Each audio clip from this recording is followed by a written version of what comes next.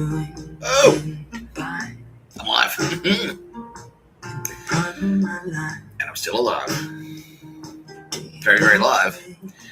Very, very still alive.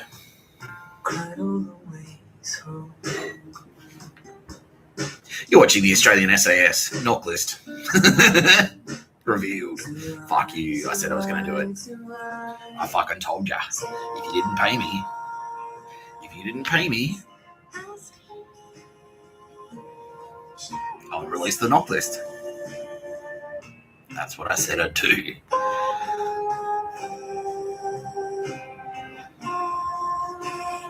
If I do not grant you amnesty, then your only path to amnesty is to meet the fucking deadline and pay the fucking money. You didn't do it, so here we are.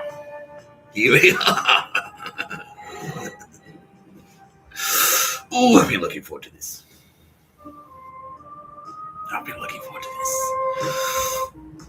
I love following through. So you, of all people, the Australian SAS, should understand what a deadline means. Don't you all work in advertising? Don't tell them. You fucking faggots. But, just like advertising chumps, you're too arrogant. You thought it wouldn't apply to you.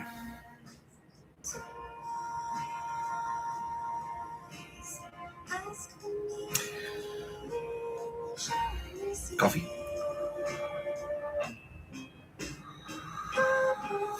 Ooh, it's a bit hot.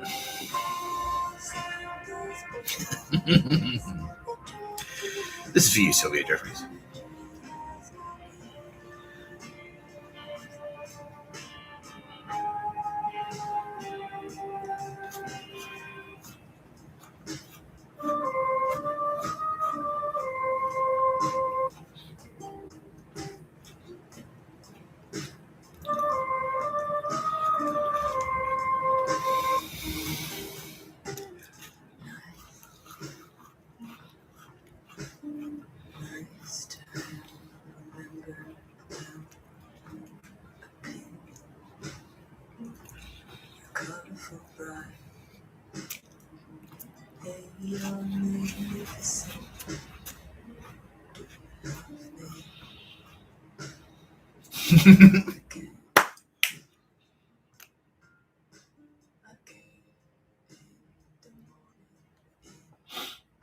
You're watching No Pictures of the Bird, a podcast by Mr. Tapscott. I'm Mr. Tapscott.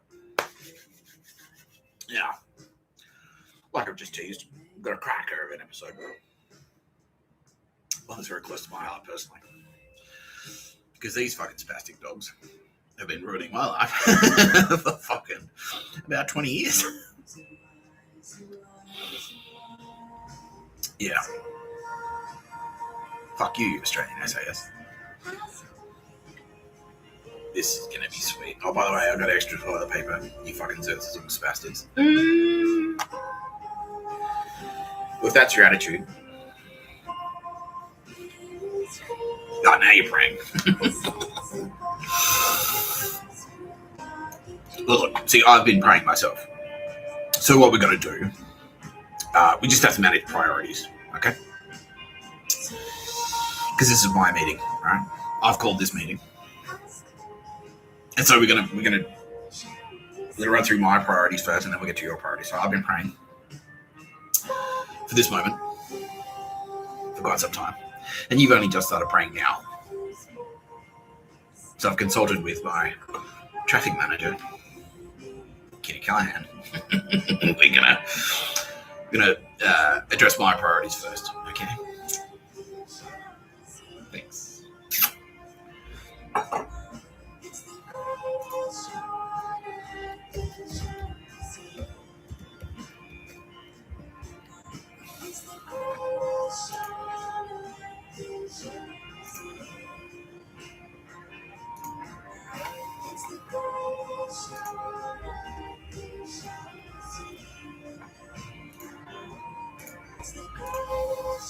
We're going to play Google Maps.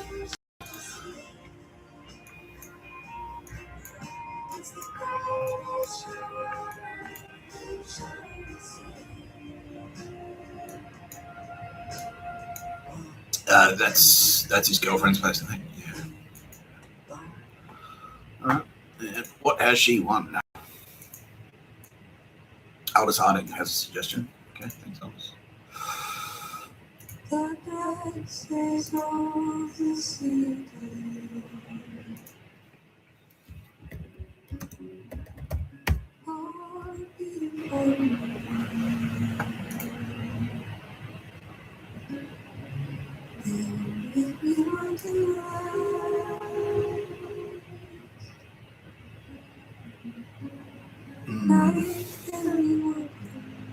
Doesn't look like you can get the classic anymore. There it is. So this is for you, spastic dog. Fuck you.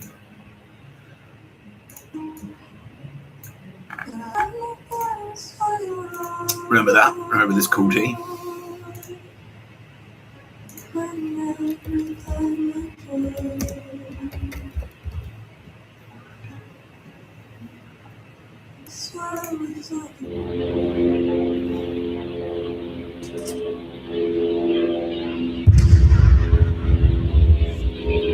You've been burned.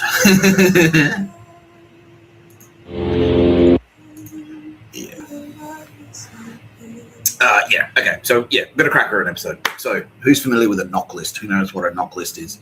Who's seen Mission Impossible? Yeah. Okay. So it's like, yeah, it's often used in spy films. It's like, oh, the NOC list. It's the list of all the agents, all the undercover agents that the different agencies have. So the Australian SAS, they have quite a network of undercovers. They're pictures of a bird, douchebags. And now, because I set the deadline yesterday, I said you've got until 2 p.m. to deliver $100,000 in cash to Linwood Lodge. It didn't happen. And so today I will be exposing all the undercovers, or at least, no, not all of them, but a lot of the high profile ones who are really, like, yeah, the gayest secret little gay club. Yeah, they're faggots. They really are. Secret handshake, like Hardy Boys, like Babysitters Club. Faggots, basically. Let's solve mysteries together and also do cocaine off each other's boners. Aren't we cool with the SAS? No one will suspect us.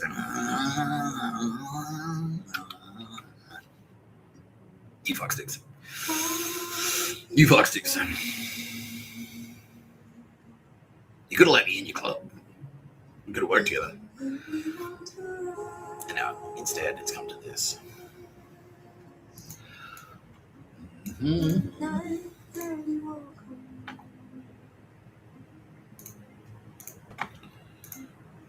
So yeah, anyway, just for anyone out there who's still wondering what it is, a non-official cover list refers to a real or fictional roster of intelligence agents, like those from the CIA, operating without official government ties. That's going to be important. Often disguised as business people, journalists, or academics, making them illegals without diplomatic immunity. And its theft, as in the Mission Impossible film, is a major intelligence breach exposing agents to severe penalties.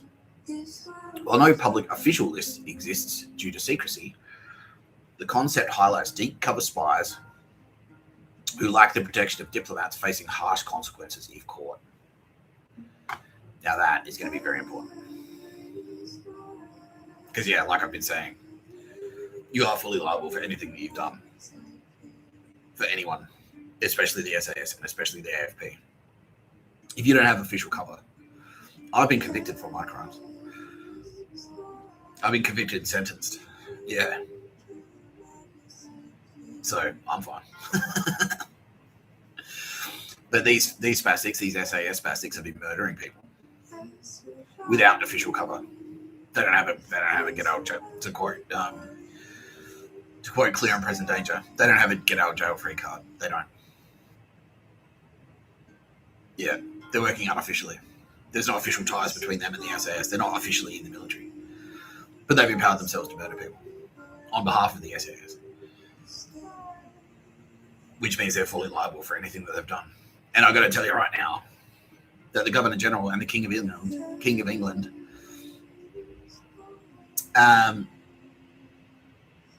were intending to prosecute you to the fullest extent of the law. However, considering you're responsible for the murders of how many people? The Australian SAS have murdered how many people in Australia? How many Australians have they murdered? Can you count? About 150,000. That makes you a terror organisation. The Australian SAS is now formally declared a terror organisation. That makes all of these people who I'm about to name active combatants because they're terrorists. They're worse. They've murdered more people in Australia than Islamic State have. They're worse than the Islamic State. If you're connected to the Australian SAS, you are now officially a terrorist. Your only hope of surviving is to report to a police station and hand yourself in. That's it. That's it. And look, we know how much you love camaraderie, so there'll be plenty of camaraderie where you're going. These other spastics who I'm about to name, I'm not so sure. Yeah, because now you'll be officially terrorists. You'll be active combatants. Yeah, active enemy combatants operational in Australia. So that's the King of England's jurisdiction still. He's still the head of state. And we're under martial law right now. So enjoy, spastics.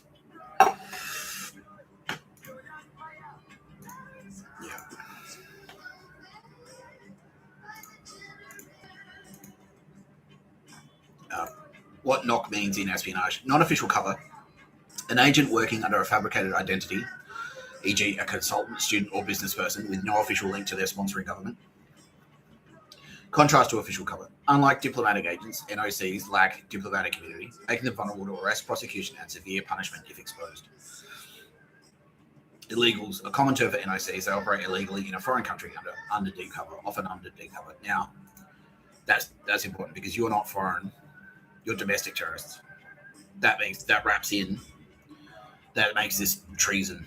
So you might be thinking, like, well, that is my man gets us off the hook because we're Aussies. It's like, no, it's worse because it's treason as well. It's sedition and it's treason. You've used murder. You've used terror to try and destabilise and overthrow and seize power for yourself, the Australian government. That makes you terrorists. You've committed an act of violence motivated by politics and religion and all religion, and therefore that's an act of terror. Yeah. You're basically the IRA. So yeah, if the IRA is operational in Northern Ireland, the Northern Ireland is part of the United Kingdom. The British military can just roll into fucking Belfast and just start shooting people. They can do that. If you're in the IRA, if they suspect you're in the IRA, they can shoot you dead. And that's what you are. You're effectively the IRA, domestic terrorist, attempting to destabilise the Australian Constitution. That's sedition. That's treason. Yeah. So enjoy.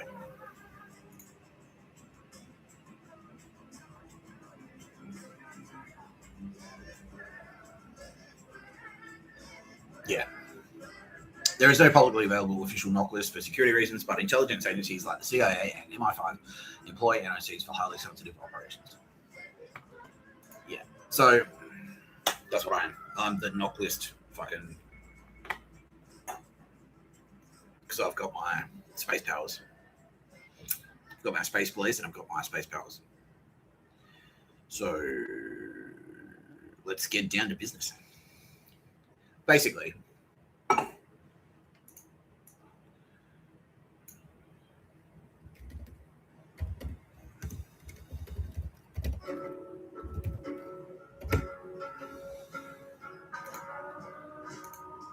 this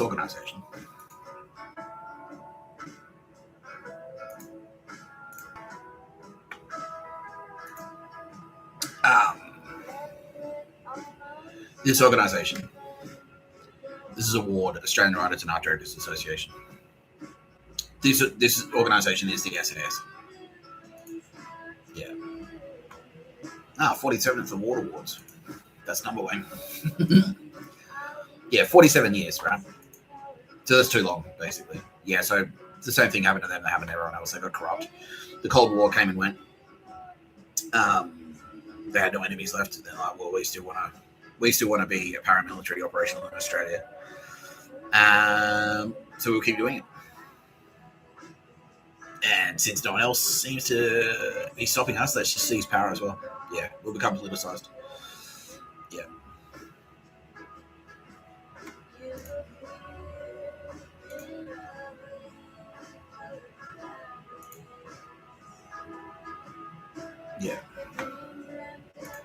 All of these chumps are SAS. Except for Schreiber. He used 5 families. This bitch. Yeah. Okay, you can't click on the photos. But anyway. Yeah, that's that fucker.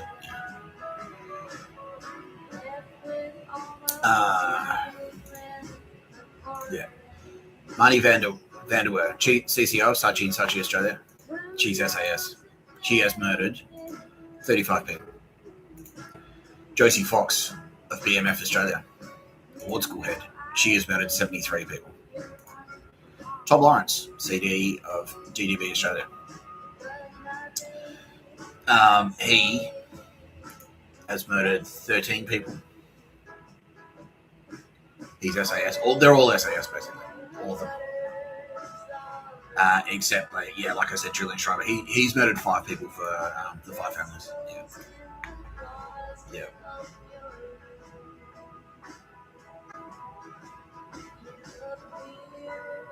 Yeah.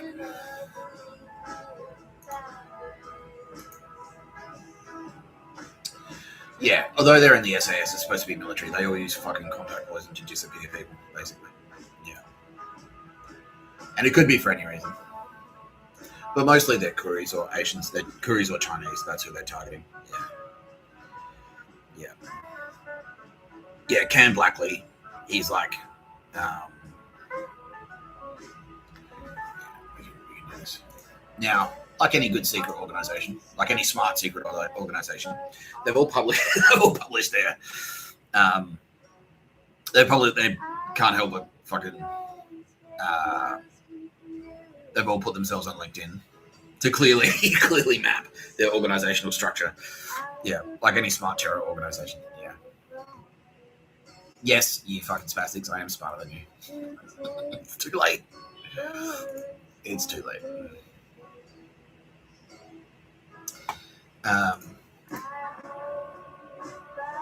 Yeah, so basically, a ward chairman, effectively, that's the head of the SAS in Australia. That's the commanding officer, the chief commanding officer. Yeah. Yeah.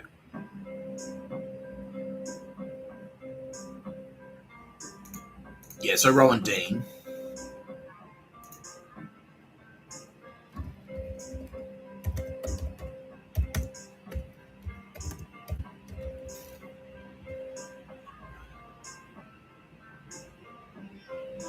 This guy from Sky News. Yeah, he was one of the kind of like the architects, basically. But Award, Australian Writers and Art Directors Association, has always been the SAS. It was founded by the SAS. Yeah. He's on the corner in the bright sun. He survived the long nights with time to explain. Now, he is right. He is right, but he's a fool. What you'll notice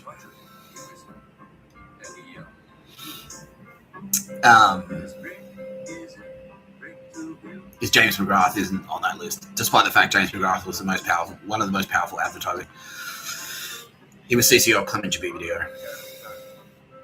The reason he wasn't on that list is because he was technically IRA, but he was also a pedo. And the SAS kind of tolerated him, and that's why, like, I could hammer the shit out of McGrath and Keogh, and Keogh was as well. They didn't like Keogh. The award didn't really like Keogh, even though he kept winning a shit ton of awards. They didn't really like him because, he was IRA connected, and also not a pedo, but connected. He was connected to pedos because he was from Paran, and Paran is pedo headquarters basically in Australia. Yeah. So they sort of like maneuvered them into that position as CCOs of Clement Video. Yeah. Yeah, I did award school in 2006, and I put myself on their radar then. They let me in, and let's keep an eye on this guy. But they thought I was they thought I was too loose. Yeah, because I was I'm going to fucking kill you. And they're like, nah. basically. Yeah, they're like, no. He's too punk. Yeah. Despite the fact that he only was read punk and a non-punk. He's like, I wore a leather jacket and that's it. Spastics. Yeah, but they say all this shit. It's like, oh, good idea. Come from anyway. We're looking for life experience. But they're lying. Yeah. They're just straight up lying about that. Yeah. There was someone in their clique. Yeah, you got to be in their faggoty little private school club, basically. Yeah. And then, so it wasn't just that. So they kind of went like, nah. They went, yeah, but nah, effectively. And then I did it I did it again in 2009, did award school again in 2009 in Melbourne. And they went, no, but no, yeah. Because I got stitched up by my fucking illustrator, who was a spy for fucking Nazis. Yeah, she did that on purpose. And I was still plugging away, like trying to get in. They love, like, I'm being told now that they fucking loved my application, but then my award school work for that year didn't really follow through. Yeah, that application was shit hot. And then the rest of it, like, yeah, kind of choked, I guess. Yeah. Yeah. But then, yeah, so they always had one eye on me. But then it kind of became like, yeah, and then, yeah, basically, I'm so gay, kitty Callahan. Yeah, and then they're like, well, no, yeah, you're not allowed in because, we're not letting you in because you're too handsome. Gay. I hate saying that. Yeah. Because they knew I was like, yeah, I had a sword in my mouth. I was a devil with the ladies, and they're like, well, fuck, if we let that guy in, he'll be a professional creative writer. Yeah, because what I looked like in 2009 when I did, yeah. And also, they felt threatened by they knew who my family were. They're like, oh, fuck, he'll take over. Yeah, and so they all felt threatened. They're like, oh, no. Yeah. When the CV went live, when the CV with jokes in it got published, they were like, oh, fuck, he can write. But then, by then, Undrungada made a couple of calls and said, like, whatever you fucking do, don't hire him. And despite the fact that SAS weren't really afraid of Melbourne Undrungada, they still were like, oh, nah, well, that's reason enough. Good, we're looking for an excuse not to hire him, so fuck it. Yeah, basically. Yeah. And so they didn't pick me up. Yeah. Is there more to there must be more to the story. Yeah. There was one fuckstick in particular. Yeah, okay, it's this guy. This is the guy who we're about to expose. Because he was like, no, I'm the pretty boy, ladies man. Yeah. And he was like, don't hire that fucking guy. He told everyone in an award not to hire me. Yeah. Yeah, fuck you. So let's just do it now. Yeah. Okay, this can't.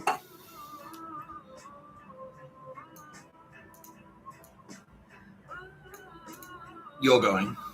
You've won a prize. I know how much you like awards.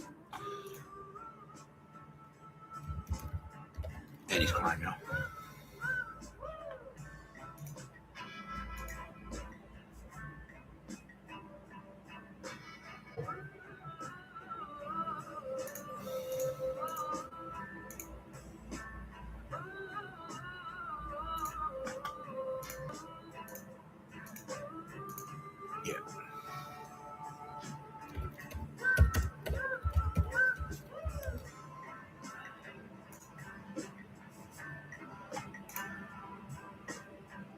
Yeah, this spastic.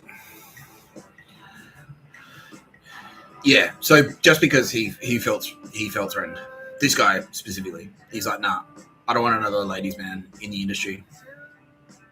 His name's Ben Coulson. Yeah. Yeah, so this guy worked at Patterson.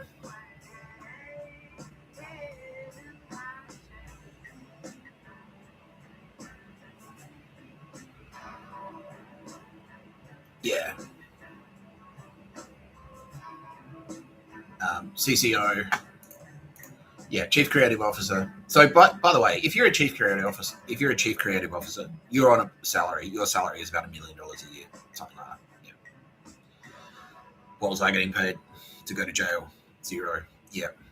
And this cunt specifically has been the one trying to push me back out onto the street. Yeah. Nah, be a homeless guy. Nick Tapscott, that's it. That's it. You're a homeless guy.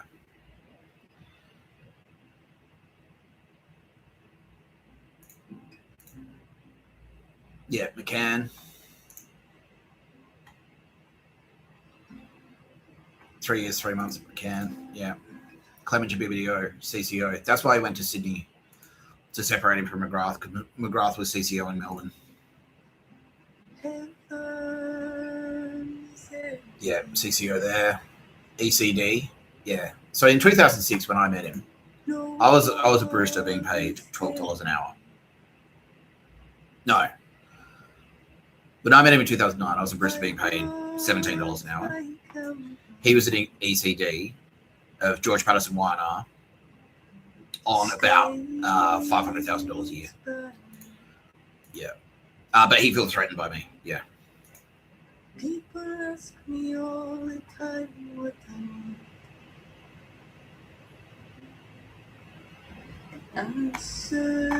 yeah, started at Mojo.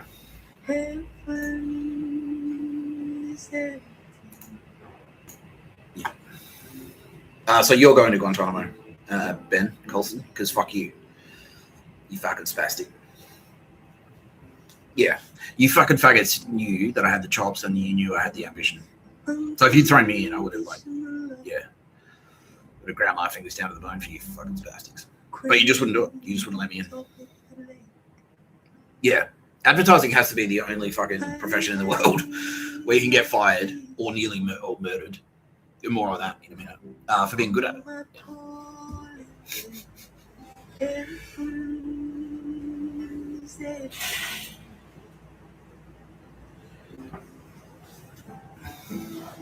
That's a bit better. Yeah, that's right. Yeah. Yeah, so timeline of events. Mr. Tapscott finishes studying communications in 2005. He's got a reputation for being a weapon writer. He can write movies and stuff. He gets into award school. He does okay in award school Adelaide. He actually does not bad, but he doesn't win, and that's what people look at. I pull myself on, and he gets on the award radar. Like, who is this guy? He's a bit of a loose unit. Secretly in the background, though, Tara Bennett is going to go. She knew that if I got into that business, I'd probably get murdered. She's like, don't do that. So she's kind of like trying to protect me from douchebags. Yeah. Yeah, I generally, yeah. She's not cock blocking me, but she's also like not necessarily. She's like, maybe you don't want to work in that. And this is before she knew I was Mr. Tapscott as well. Yeah, because she was looking at me going like, but you're a rock star though. Yeah, that's right. Yeah, Tara Bennett and Kitty Callahan were going like, why do you want to work in advertising? You're a sick drummer, and you're an awesome writer. And I was like, yeah, but I need to make an income, because it's like, you don't want to make coffee for 12 hours. You don't want to make it's really hard to write. If you've been making coffee for 8 hours, you've been on your feet for 8 hours, and then you come home and try and write something, like, yeah, it's fucked. So I'm like, well, at least if I'm earning a living and my job includes sitting down, I'll be able to write something after that. And I'm like, okay, yeah, that's reasonable. Yeah. So they said like, oh no, he's too punk.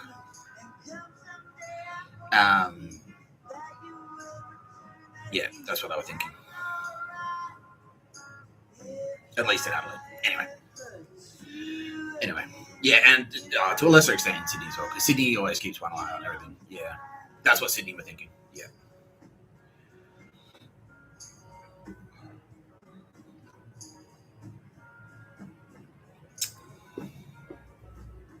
Yeah, and then I come to Melbourne and I'm a fucking broke as fuck barista. They keep asking me to rewrite my book and go door knocking. They said, like, just keep pounding the pavement. That's what you got to do. But I didn't have time to do that because I was always working, and I can't draw. That's the thing. My work. That's why my award work always suffered, because I can't fucking draw. I'm a writer. I write stuff. Yeah. I can't remember what. Yeah, like, what about your radio or something like that? So yeah, I know. Yeah. Yeah, anyway. Yeah. So fuck you. Yeah, I don't know. Yeah, but anyway, all of that shit is in the past. They could have picked me up. Yeah, surely there was an agency somewhere that would have just like let me in. Yeah. But no, they watched me flounder and they kept giving me feedback and saying like, keep telling people and making me work for free. Yeah, effectively enslaved me. Yeah. I keep redoing your book. Yeah. And cock blocking me as well. So if someone was kind of interested, they'd make a call. Oh, don't hire him. So, what do you think of this Nick Taps guy? He's come along like his book's progressive. So, no, don't hire him. Like, why not? Because he's got a stupid haircut. I don't think he wears the right shoe size. And one time, I heard that he ate a chocolate cake from Woolies for breakfast. So that's why you shouldn't hire him to be a creative copywriter. It's like, well, isn't he creative though and a writer? Hasn't he demonstrated that with his CV? And also, he's getting a reputation around town because he's writing for the Melbourne Arts Club, so he can write. And Wild's children, he's writing blog pieces and stuff, and they're cool and they're interesting and they're funny. So what he actually just needs is like a CD to take him under their wing and try on the ropes, But no, instead it's like, nah, don't hire him. And that was Coulson. That was Ben Coulson. Go, nah, he's too pretty. And also, so now I've also got that reputation. And I blew up the Death Star as well. And so like, holy shit. Yeah, holy shit. Yeah. Fuck. Yeah, and they heard about my my thing with the I'm gonna fucking kill you. Like playing the folk music open mic with the punk band. They heard about that and they're like, oh fuck. He's a contender for Son of Man. So they're definitely not, absolutely not. No way. Nah, he's too pretty. Yeah, he's too pretty. He's a party guy, even though it's advertising and they all they do like a gram of coke a week on average or something. Yeah, that's why they're in bed with the cartel, because it's advertising your cocaine. Yeah. They're literally cocaine fueled. Yeah. Yeah. Okay, Ben Coulson, he is on the track, crying like a little girl. Good. Yeah, so they heard about that, and then so they basically went, yeah, your book wasn't that great though, but yeah, but it's like, yeah, you stood out, like, yeah, but you stood out. Yeah, we should have picked you up. Yeah. Yeah, you should have. You should have. Yeah. Yeah. So yeah, and then it wasn't until that's like, yeah, no, the actual Son of Man thing, and then they came in and swooped in. See, I wouldn't be that pissed off about it if they hadn't have swooped in at the end and tried to pretend that I worked for them, because that's who it was. That's the SAS. All those advertising people. These cunts. That episode I made yesterday. That is these spastics. Yeah. This fuckstick here in particular. Scott Dettrick. He particularly.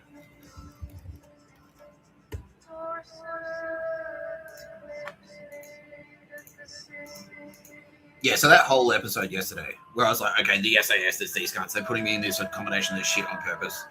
When they're in jail, they fuck around with you. They took away our microwave. They broke the microwave in the other room and then moved me to a place that didn't have one and then shut the water off. They shut the water off in jail. They shut the water off in my apartment a couple of times. Yeah. They were constantly trying to get me fired from Optus. Yeah. And they led it to Meredith because it specifically called out everyone in Australian media. If I have to assume that everyone in Australian media is going to hear what I say when I'm there, then I can't go anymore. Only that my LinkedIn profile can, and fuck that. And that was basically, they interpreted that to mean, like, fuck you, SAS. Yeah. And they were right, because, yeah, fuck you, SAS. Yeah. Yeah. So everything that I said yesterday, that's these advertising spastics. That's these advertising cons. Yeah. motivated, tried to enslave me. Attempted to enslave Mr. Tapscott, making him walk around for free, go to jail on no money. And then continued to do that right up until like a couple of days ago. Despite the fact that each one of these spastics in these pictures here earn over $1 million a year each. Yeah.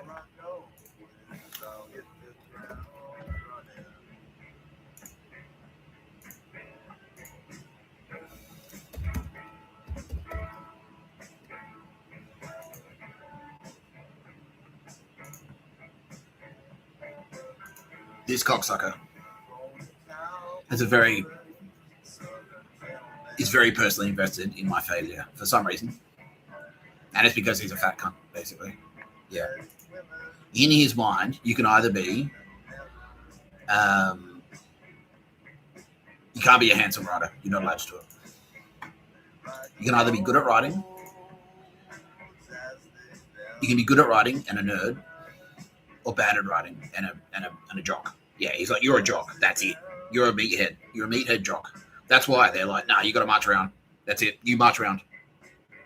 You don't write stuff. How dare you write stuff? And he was getting like really fucking fired up when I started doing No Pictures of a Bird. You're watching No Pictures of a Bird, a podcast by Mr. Tapscott. Mr. Tapscott. Yeah. And so this particular piece of shit wasn't just satisfied with just sitting back. He's like, oh, I hope he doesn't succeed. But he was actively fucking around with me on the scene. In Sydney, he was sending in goons. He was sending in goons to intimidate Tara Bennett in Provider Store. After that story went live, he was sending in like little shifty threats. And now Tara Bennett was like, oh, that was who was doing it. Yeah, Tara, that's it. Yeah. It's like, yeah. So guess what you're going, Scott? You fucking spastic dog.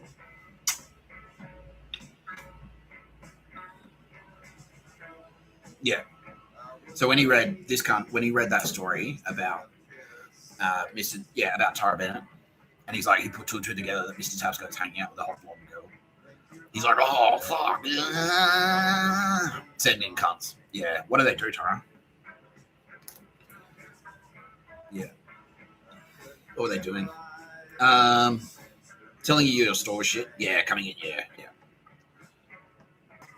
Did they actively threaten you? Yeah. Well, they're saying like they'd firebomb you. Yeah. Did they do anything? Like, yeah, they stole the bench. That was them. They stole your bench. Xerxism. That's a Xerxism thing. They just steal one thing. Yeah.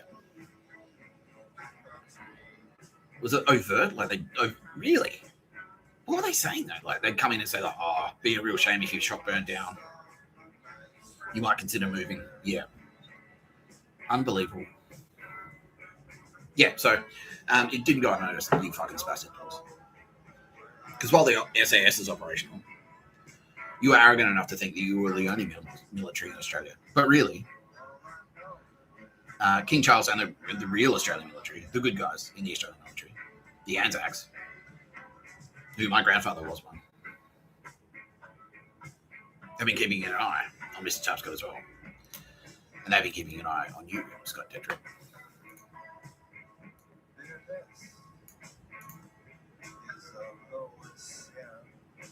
Now, I've got some feedback for you, champ. I do like the part about the burning. So I'm just going to borrow that. Thanks, mate. You fucking fat cunt. Fuck you. You're lucky. Because if I ever see you in person, it's better.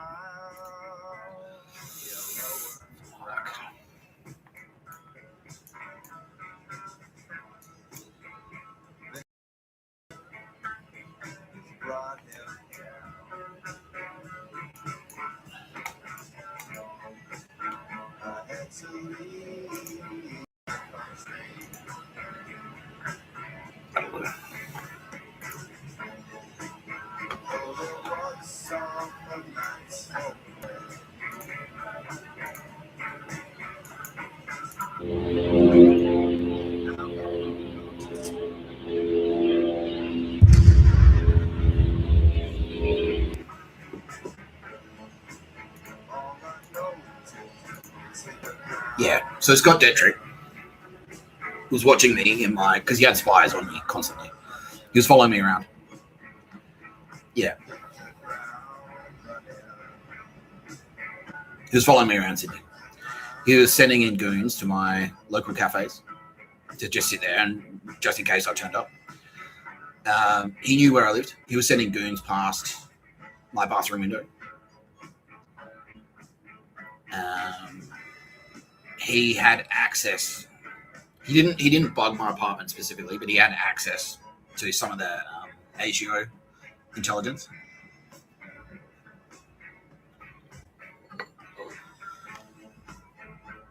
He was actively monitoring that. He was actively hacking my computers.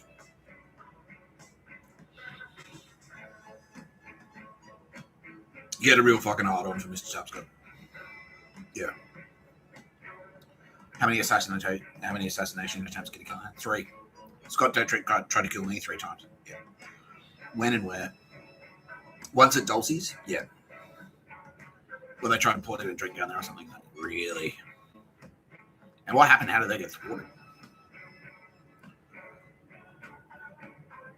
Brandy stopped them. Yeah. How did I not notice that though? Like, was I drinking it? Like, really? They tried to slip something in the drink while I was like looking the other way. Yeah. Scott Dettrick. Yeah, because I'm a threat to Australia. Yeah, obviously. Yeah. Yeah, that's a perfectly legitimate military target. The local copywriter.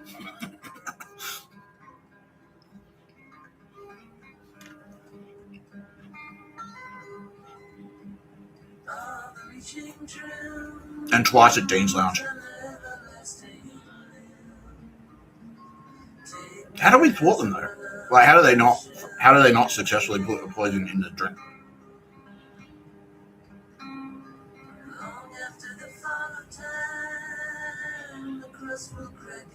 Because I drank all the drinks. Did you put an antidote in there or something like that? Really?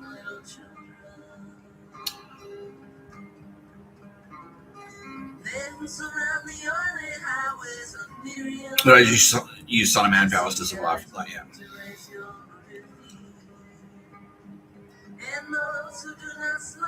Really? No. Okay. No. Okay. No. Did they try and poison him? No, they didn't. No. He was fucking with me, honey. Kitty cat.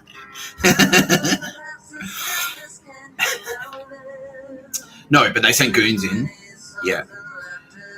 Yeah, and that Sammy cunt, yeah, he was there to spy on me, basically. Yeah, Scott Dettrick, yeah. Yeah. And that's who told Nina and Edward. Scott Dettrick said, stay the fuck away from Nick Tapscott because he's a douchebag. Yeah. And he was the one that put the fucking,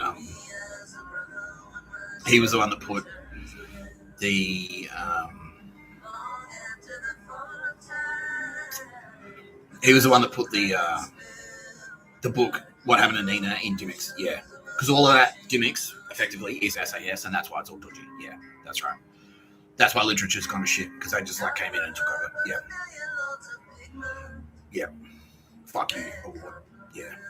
Yeah, award now, classified, formally designated a terrorist organization. How many murders connected to award? Can you go ahead? 450,000. Fuck no. That's connected to them, like, yeah. So it's not like each individual member's gone out. Yeah, but it looks like they're ordering deaths and stuff like that. Like, yeah. Fuck me. So Dulcie's, and that's the glasses cunt. Yeah, that Dylan. Yeah, that was Scott Dettrick's spy, and he was providing intelligence to Dettrick. And that was who was saying, hey, baby, wake up, you baby. Yeah. Yo, fuck you, Dettrick. You know, I hope I don't fucking bump into you, cunt, because I swear. You haven't seen shit.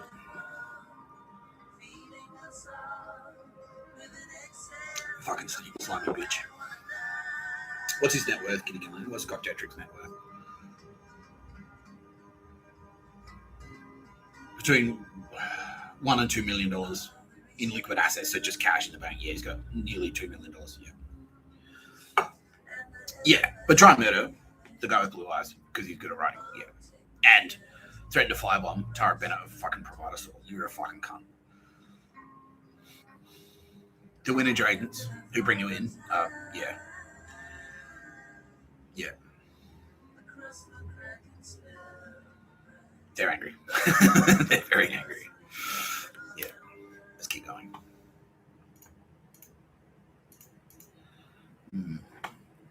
That bitch, yeah. Bridget Jung.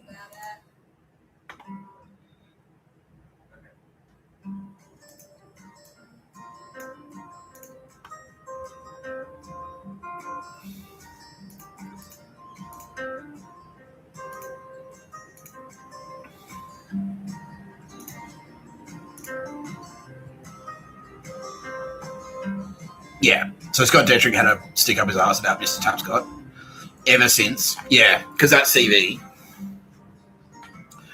Because all of these fucking faggots constantly. It's all about going viral. It's like, oh, the internet. And they think they own it. Yeah. And then this guy, like, you know that trope, like that cliche. It's like doctors hate him. Like you see that on sometimes it's like the dog shit internet ads that you get, like the spam ads and stuff like that, spam banners. And it's like doctors hate him because he's like he doesn't. Yeah, like plastic surgeons hate him because it's like a thing. And that's the thing is like my CV because I was just a piece of shit barista, and all of these fucking losers. Like, well, I'm being paid $300,000 a year to make things go viral. And then this piece of shit barista from Melbourne does it. And Scott Dettrick was also, Scott Dettrick was also connected to the murder of Coulson for the same fucking reason. He's a handsome writer who's talented. He's a handsome guy who's talented and a sick writer. It basically reached out and pulled the Adios counselor on Daz and said, like, look, the SAS wouldn't necessarily have a problem if he disappeared. Yeah, for the same reason.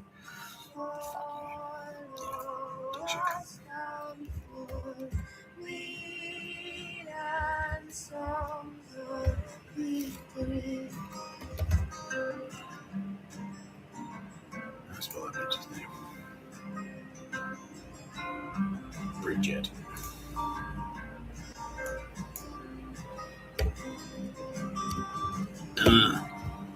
He's running from the underworld. This bitch also has a very specific stick up her ass about Tara Bennett and has made countless threats to kill her and attempted to follow through, has had Tara Bennett under surveillance since 2017. Specifically because Tara Bennett was working in advertising. She was doing the same thing as Mr. Tapscott, trying to make a living by being a blogger. And Bridget Jung went, all right, if you're trying to make a living in advertising, that puts you under SAS jurisdiction. You work for us.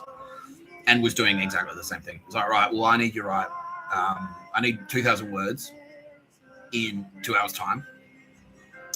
And I'm going to pay you $30 to do it. When she was personally earning like a fucking shit ton of cash. Yeah, so she was just doing it to grind Tara down. Yeah, to hold her back. It was an artsy thing. Yeah, straight up. So she's Australian SAS as well. Nazi bogan SAS. And you, Bridget, are going to fucking Guantanamo. That's why you're going to Delta. Because if you fuck around with Tara Bennett, that's, yeah. Fucking around with Mr. Tapscott is one thing. Fucking around with Tara Bennett. Whoa. How many threats? Tara Bennett? Direct threats to you? I'll kill you, Tara Bennett. Yeah. Sending in goons like, maybe you won't wake up tomorrow. Into the shop. Yeah. Fucking hell. That's why you stopped working in there, because you kept getting threats. Yeah. And also, threats against Kitty Callaghan. Before it was revealed she was a turbo babe. For the same reason. Yeah, she's pretty, and she's nice, and she makes cool art. I'll kill her. Bridget Jung has had Kitty Callaghan under surveillance since 2019. You fucking dog shit bitch. How many threats did you get, Kitty? About 78. Yeah. Pretty much every art show, someone would say something dodgy to you. It's like, maybe this would be your last show. This is the Australian SAS.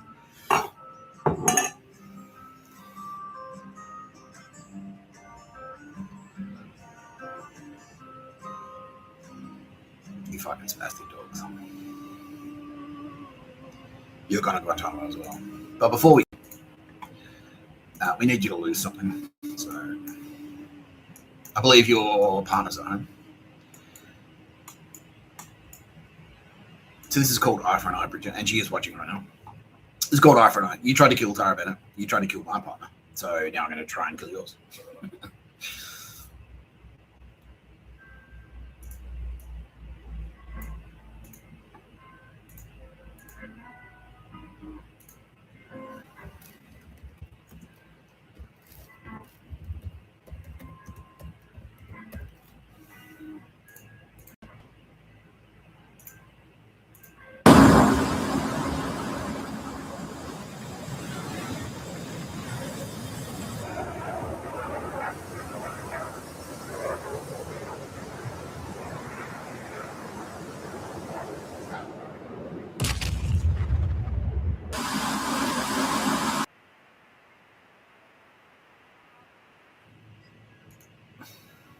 Fuck you.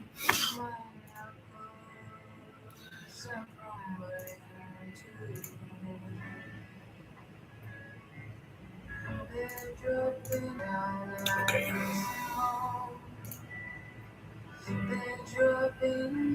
This guy, Cam Blackley.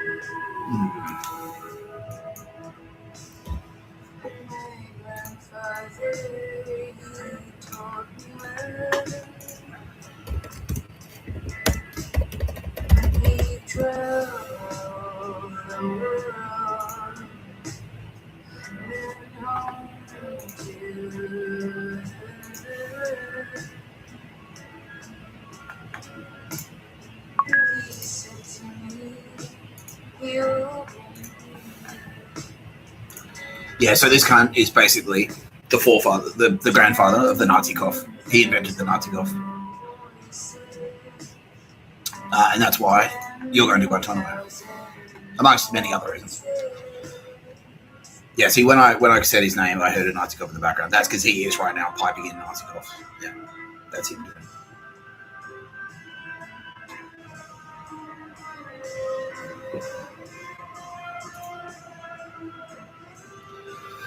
Yeah. Cam Blackley has had Mr. Tapscott under surveillance since 2014. And has threatened to murder him, actively planned to have him killed at least seven different times. Yeah. He was sending people to Meredith, and that's why I fucked them up when I stopped going to Meredith. Yeah, because after I exposed, and a lot of the chumps that I exposed there at Meredith when I did the Terminator, and I did the fuck you, that was SAS, and that's why all of them shit their pants because they're like, fuck, this guy had space powers. How the fuck did he know who we were? How the fuck did he know who we were? Yeah, and so then he's like, we'll send a bunch of assassins we'll start sending assassins to Meredith. That's what we'll do. Yeah. Yeah. So, and you can see straight away, he's cooked. He pretty much is he pretty much is Swiss Nazi. Yeah, that's what he's in the SAS. And that's why the SAS is cool. Because he's like the boss. Yeah.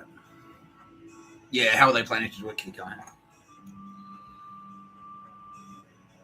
Not stabbing, but like poison drugs, basically. Yeah, like cocaine overdose. Yeah, because I knew how much I like doing drugs and shit there. And they're like, we'll get you some.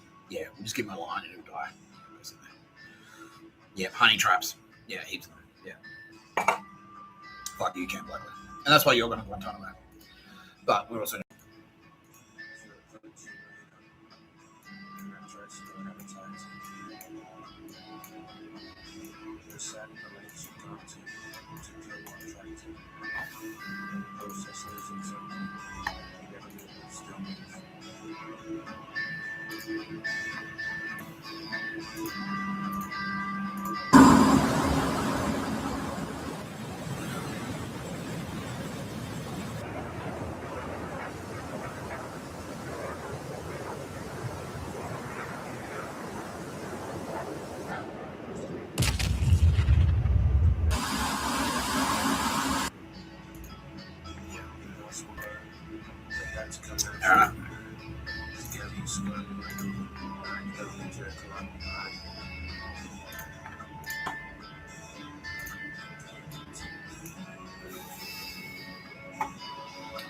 Yeah, Michael Spirkovski. Yeah.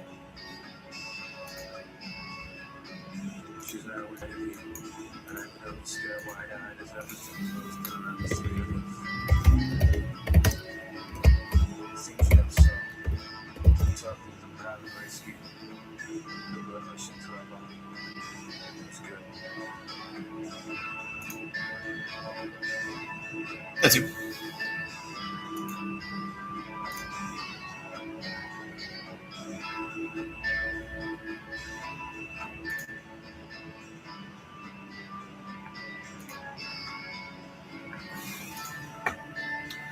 Now, Spirkovski, you might remember because you had a spy. He's watching as well. Because you had a spy.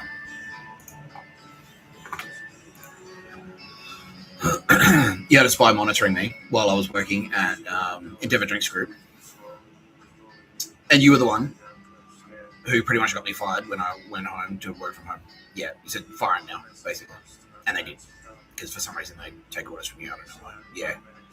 You're SAS, but you're also dirty. Like you're in bed with all of them. Yeah. CIA, NSA, all of those goons. You're undrungeter. Yeah.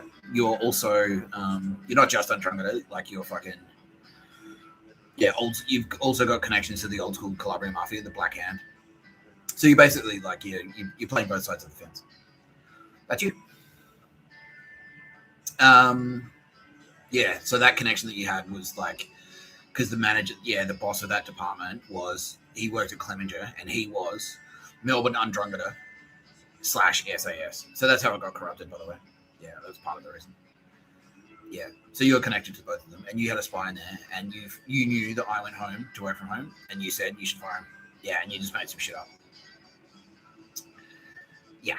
Now, you might also remember that I told Toby McCaskill said, is there anything you want me to tell them? And I said, I will never, ever, ever forget this. And he does remember that. Yeah. Well, here we are. Here we are. I told you. I would never, ever, ever forget this. And here we are. It's come back to bite you. You fucking spastic dog bitch. Fuck you.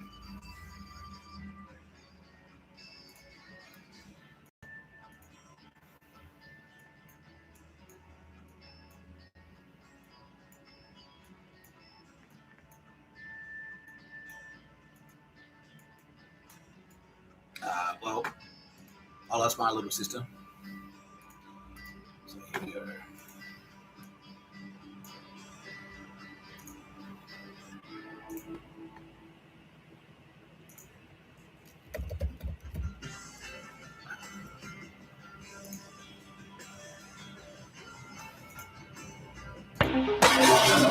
A thermobaric weapon, also known as a fuel-air explosive (FAE) weapon, is a type of explosive that utilizes oxygen from the surrounding air to generate a high-temperature explosion. The term thermobaric comes from the Greek words for heat, thermo, and pressure, baric. Fuck you.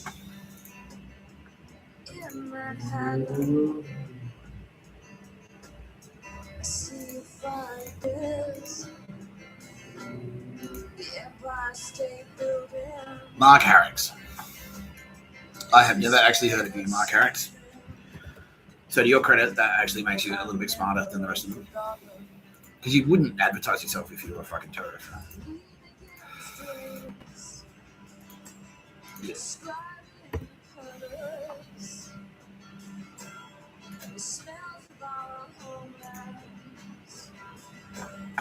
Now, do you remember the other day I was saying like the Tara Bennett's made it, so you know so you can tell someone's a pedo just by looking at them.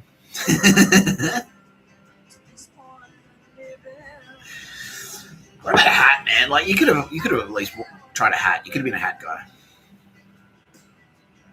but no, you went for the chrome dome. Yeah. Anyway, fuck you, Mark Harricks. Mark Harricks read my CV and fucking decided on the spot to murder me. He read it once. He's like, I'm gonna kill him. I'm just gonna kill him. That's it. That's it. I'm just gonna kill him. Yeah. Now he didn't. Did he actually try though? Can he just like think about it a lot? No, he tried. Yeah, but he had me on surveillance. Like sent someone to my apartment basically. Was that one of the dudes that was like, "Oh, can you let me in?" Yeah. What happened? Like we use space powers to intervene, basically. Yeah. So one of the rings on my doorbell, because this used to happen a lot. Someone would ring my bell and go, "Oh, I need to speak to Sarah in number 18. Can you like let me in?" No. I keep ringing, and then I'd let them in. But we use space powers to circumvent those bastards, so that he would actually be sending a secret undercover Mr. Tapscott or Kitty Callahan. Yeah. So we've had you under surveillance. Yeah. How many times did he try that? Twice. And so the plan was like to turn up to my apartment in Putnam and stab me to death. Yeah, basically. Yeah, fuck you, Mark. Fuck you.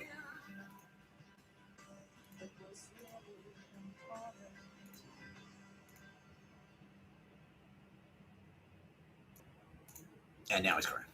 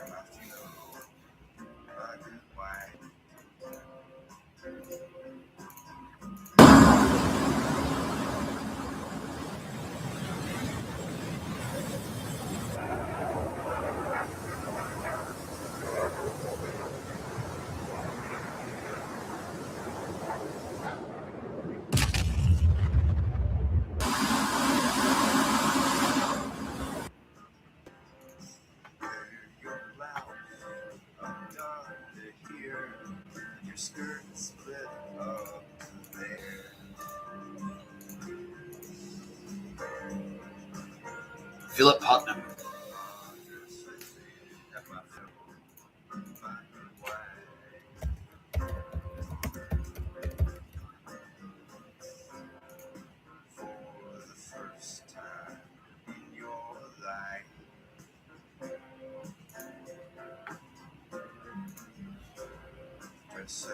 Philip Putnam from Saatchi & Saatchi in Sydney.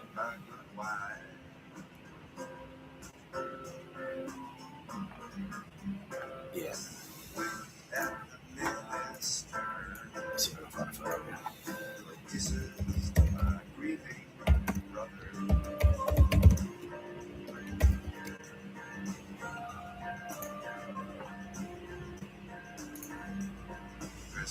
That's him.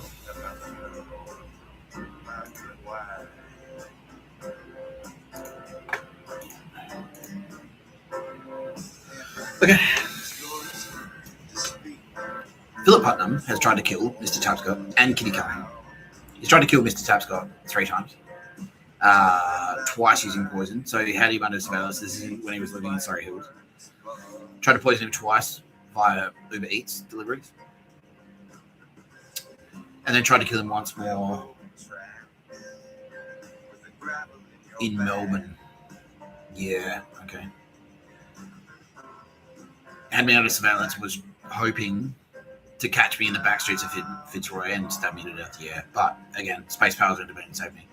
And you were trying to kill Kitty Callahan, not because she had any association to Mr. Tapscott, just because she was hot. She was a hot lady, and he's also exceptionally good at art and photography. You tried to murder her 18 times. Using a combination of knives and poison. You've had Kitty Callahan under surveillance since 2012.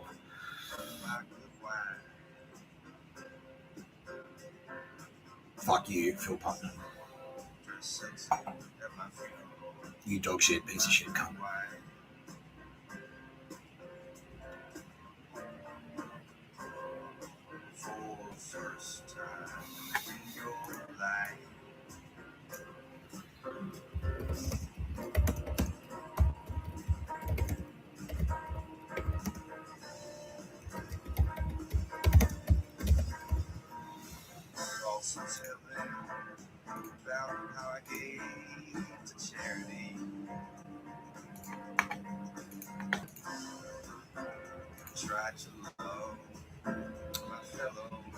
It always bothers me when copywriters abbreviate their job title to simply writer. To call yourself a writer, it seems to me that you must be able to hold an audience's attention for longer than a few seconds, and to do so without the training wheels of pictures and music.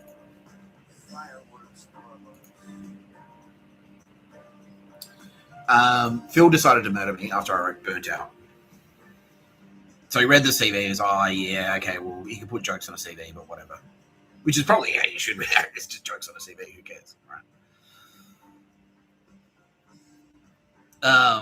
But then after I wrote Burnt Out and he realized, he's like, oh, I'm going to kill him. Yeah, straight up, I'm going to kill that guy. Because he's good at writing. And this had nothing to do with anything else. Yeah. Nothing to do with anything else.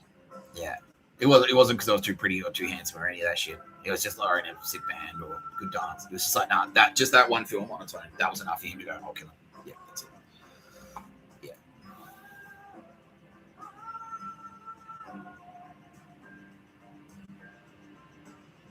Yeah.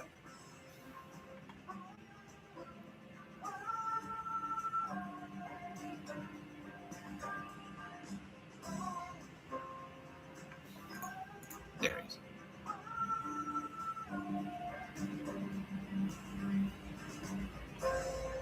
He has murdered 873 people.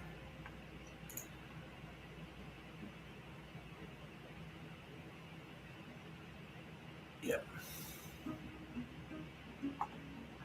So back in the 80s, it was easy. It was really easy to make someone disappear. Yeah. Because they didn't have electronic surveillance or anything like that. Yeah. So that's what he'd do. Yeah. Or poison them. Yeah, it was easy. Hit them with a hot shot of heroin. If they're and advertising in the 80s as well was loose as shit. They're all drinking. They were drunk as fuck. Yeah. So you go to a party or whatever. Wait till someone like has a few too many, sort of like passes out. Maybe you slip them, put a little something in their drink to make them pass out. And while their heart's still beating, you shoot them up. That's it. Well, he had a dark side. He's an artist. Who knows what happens in the mind of a creative? Suicidal thoughts. He had dark thoughts. He was listening to fucking Nick Cave in the Bad Seeds. That's a dark band.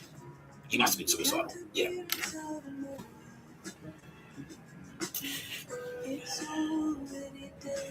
Yeah.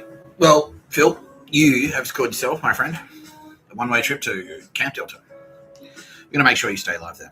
So, we'll make sure you stay alive until you get there. And then what happens after that? I don't know.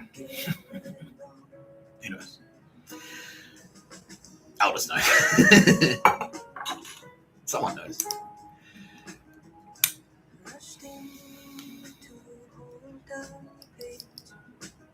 Aldous Harding knows.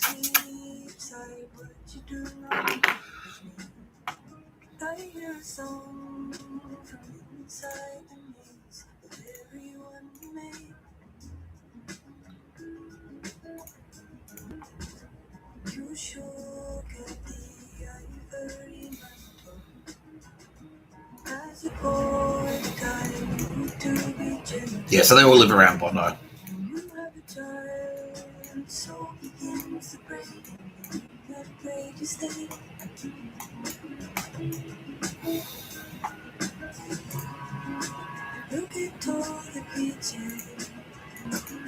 He's not at home, so this won't matter. But I'm just making sure that he realizes that, you know.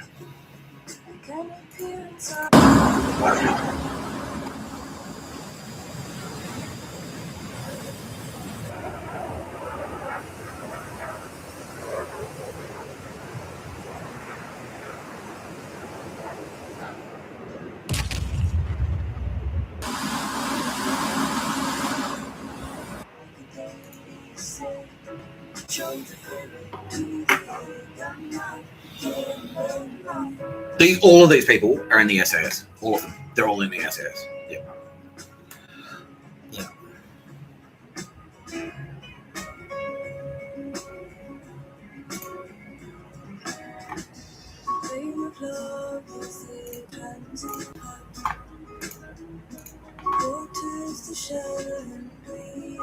Tom Moult.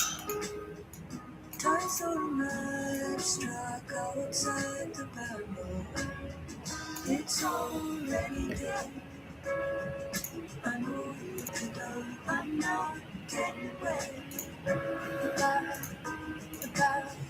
looks like a daily say. Show the ferry to the egg. I'm not getting away.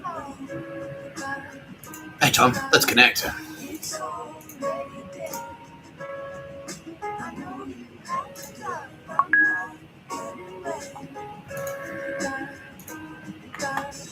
Looks like a daily say. Show the ferry to the egg. I'm not getting away. Tom Moult has had Mr. Tapscott under surveillance since 2017. Why 2017? Can you come on? You heard the buzz? Yeah. And I was working. Oh, Jasmine Badir connected? Yeah, okay, yeah. So Jasmine Badir said, I want Nick Tapscott dead after she fired me. Yeah. And I said, and I questioned her. I went, I don't think that's fair. Yeah. Yeah. So Jasmine Badir called Tom Moult. Tom Moult put me under surveillance. How many times did he try and kill me? About 18 times, yeah. When I was in Surrey Hills, basically, yeah. What was he doing, like sending goons around? Yeah. To that honey trap, yeah. There was one night. Yeah, tell the story, she said, yeah. So who was that? Who did that? We're about to reveal it, okay. All right, we'll finish the story. Yeah.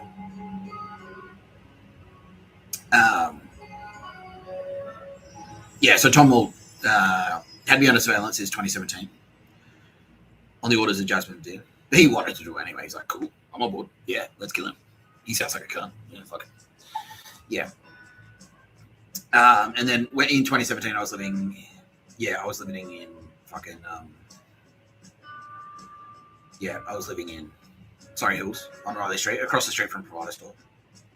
And he was sending like lurkers, chumps to lurk around me, lurk around the pubs, follow me around, like keep me on tabs, including Karina Hallpath. Yeah. And dog shit cricketers' arms losers. Yeah. Dog shit cricketers' arms on trucker. Yeah. And FBI recruitment, Georgie. So that's Georgie who was like, yeah, to keep me under surveillance. I was already in touch with Georgie. Yeah. But he was like, oh, keep it on, that tab's got to come for me. I want to kill him. And she was down for it. Yeah. What a bitch. Yeah. Yeah. Yeah. Okay. Well, Tom, fuck you.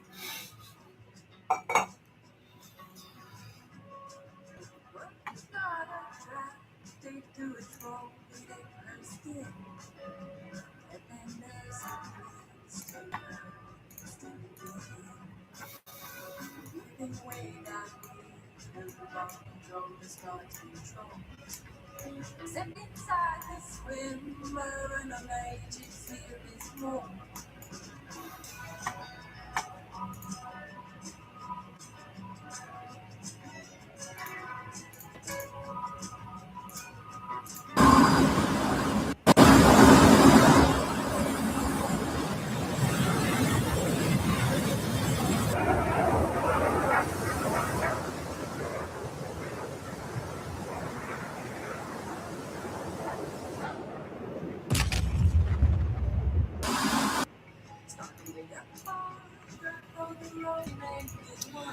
Also, Tom Moult had, and not because of their association to me, but he also had Tara Bennett was on his list, and Kitty Callahan was on his list too. He attempted to murder Tara Bennett 17 times.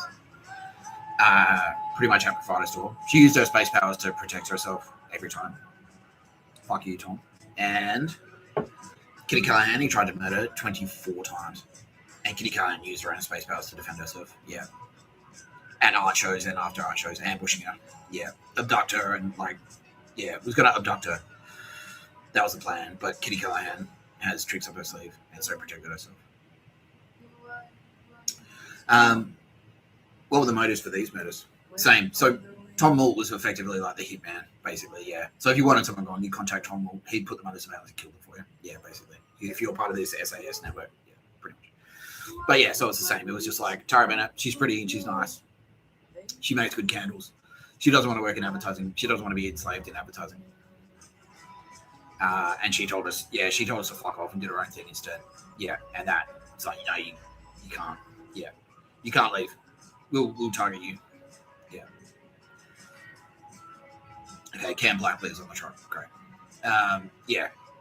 If you try and leave advertising, like if you want to work, you work for us. Yeah. You just do what you're told. If we work in advertising, we tell you what to do. You do what you're told. Yeah. So he was standing over. Yeah. And because Tara Bennett went like, I don't want to work like fucking 18 hours a day to make $30. So I'm going to do my own thing instead. And then that, infuriated them. Yeah, like, no, you have to work for us. We're going to make you, you're a junior. They treat you like juniors, basically. Yeah. That's what they do. Yeah. Yeah. And so, when Tara went, no, I'm just going to do my own thing. They're like, no, you're a creative. You're a creative for the SAS, basically. Yeah. Yeah. And so that's why, he was targeting Tara Bennett. Fuck you, Tom. You've scored yourself a one-way ticket to Guantanamo. Whether or not you actually make it there, I don't know. You'll be better off. If you don't make it to Guantanamo, you're better off. Let's put it that way. Because in Guantanamo, guess who's hanging out there? It's Pinchy. Use the clamps. It's clamps from.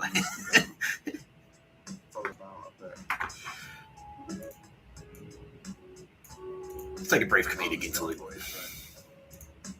Bit of designer hair, sloppy facial looks. Carl's got a boyfriend. I might take care of him, to be honest. This character, using space magic, this character is based on Aldous Harding.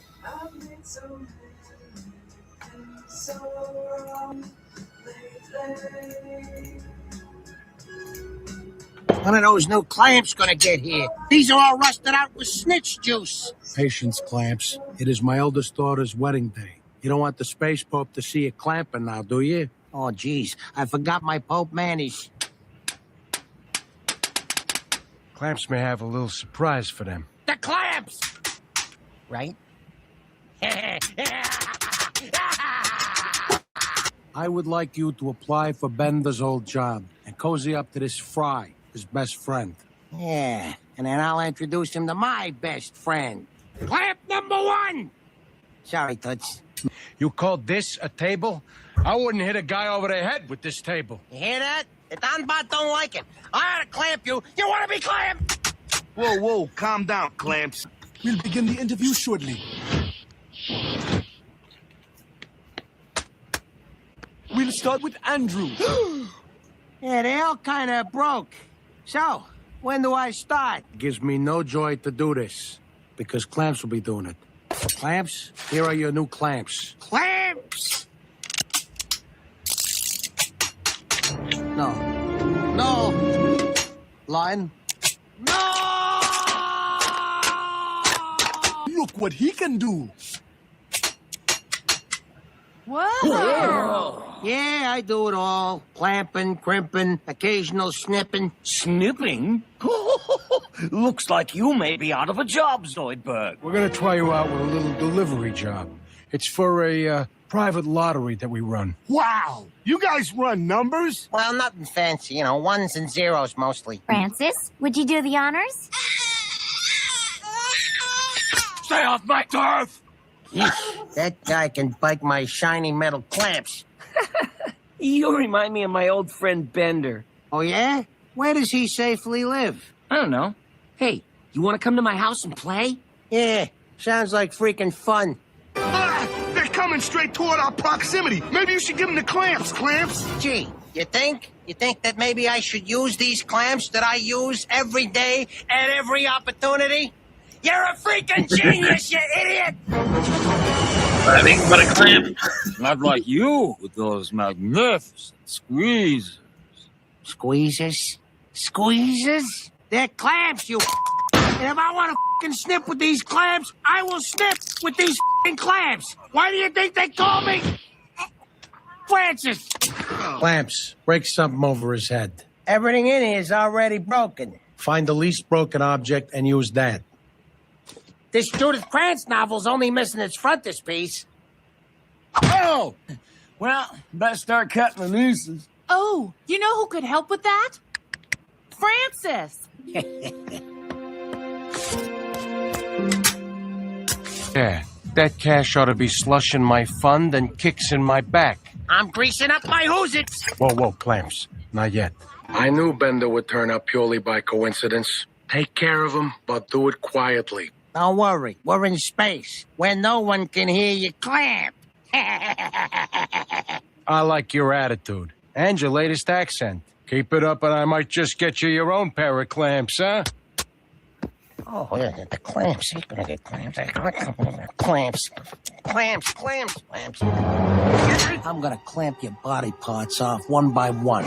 But then, I'm gonna clamp your wound shut so you stay alive while I clamp you some more.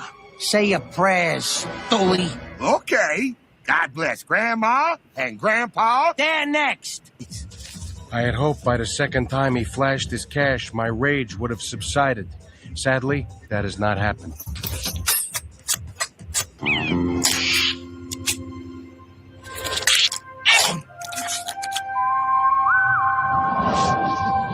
You're gonna sit tight and see if he wins the poker tournament. He does, that proves he's packing my lucky foot. In which event... The clamps! Or a clamp-like device. Say none of your business, Slick. My name isn't Slick. It's Zoidberg. John Zoidberg! Okay, Clamps. Now. Ooh, that's got a clamp. Looks like an all-you-can-kill lobster fest. That offer was for a limited time only.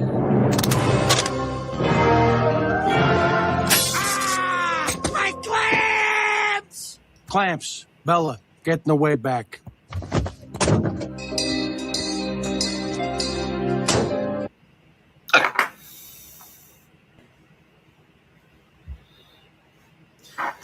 Clamps is based on Aldous Harding.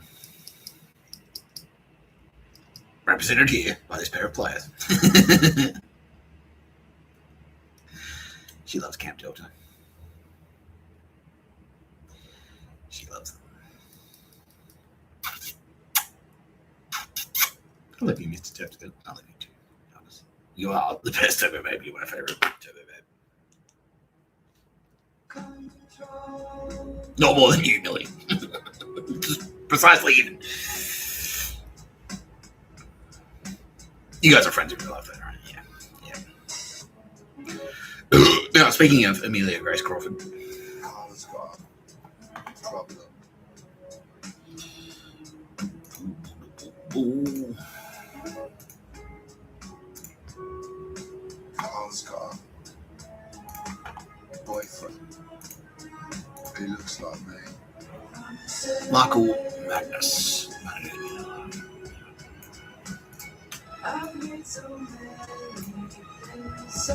Now, I should point out that award is also a Kiwi organisation. So they have a award in New Zealand as well. Yeah. So you can be from New Zealand and be in award Australian Writers and Actors Association.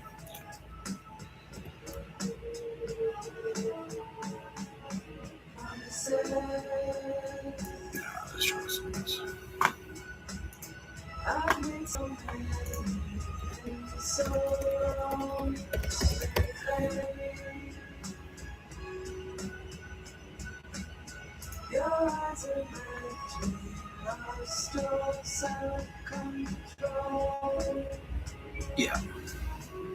I think he might be dead.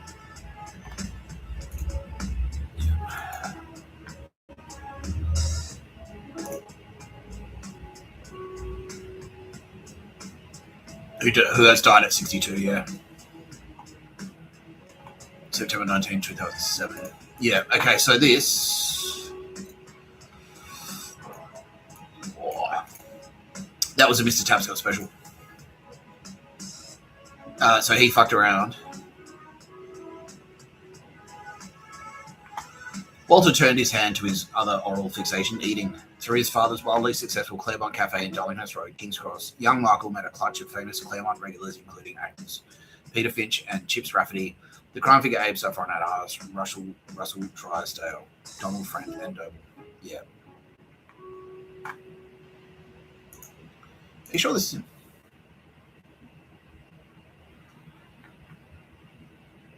Yeah. So that's a Mr. Tapscott Back in Time special. Because what he'd done in another timeline was trying to kill Amelia Grace Crawford. And so Mr. Tapscott went back to 2007 and went, no. Yeah. Yeah. So fuck you, that guy. Whoever the fuck that was. Yeah, Michael Banks. Yeah. Yeah, because you don't fuck around. You don't fuck around with Amelia Grace Crawford. When did he try and do that? Space Coast, Mr. Tapscott. Represented here by this Mr. Tapscott. He did that. In 2013, in Melbourne. Yeah. So he tracked her down to Melbourne and he had a creepy fixation on her because she is very beautiful. Amelia is extremely beautiful. Yeah. She's an extremely beautiful woman, Amelia Grace Crawford. And she's not just beautiful, she's lovely. She's extremely well dressed. Yeah, she really does stand out. And so he had a creepy fixation on her through her photography. He knew her through her dad. Her dad, John Crawford, is a photographer. And so that's how he kind of like, that's how she came to his attention. He had a creepy fixation on her. And then attempted to have her abducted or rape her and then murder her. That was his plan. But he died in the attempt. He didn't make it there because, like Mr. Tapscott keeps saying, we've got time powers. We've got space powers. We've got time powers. So what happened was, like, Mr. Tapscott went back, or an associate of Mr. Tapscott went back to 2007, and prevented that from happening in 2014? Yeah, when Millie was in Melbourne. Yeah. So fuck you. Don't fuck around with Amelia Grace Crawford. Mr. Tapscott will get very, very angry. We all will. Amelia Grace Crawford's Space Ghost can protect herself. She can do that for herself.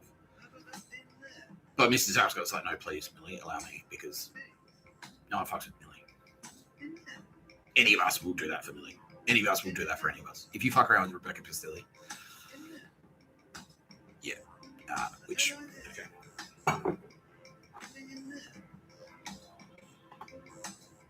Oh, now I forgot her name.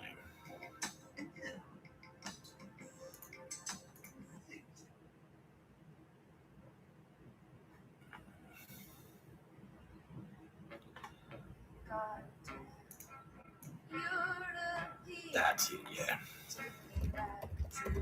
Beautiful England and the great and filthiness of ages and battered books and rolling down behind the mountains on the graveyards and Dead Sea captains that walk through the sleeping alleys.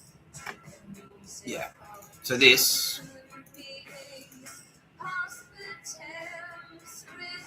is Rebecca Pistilli's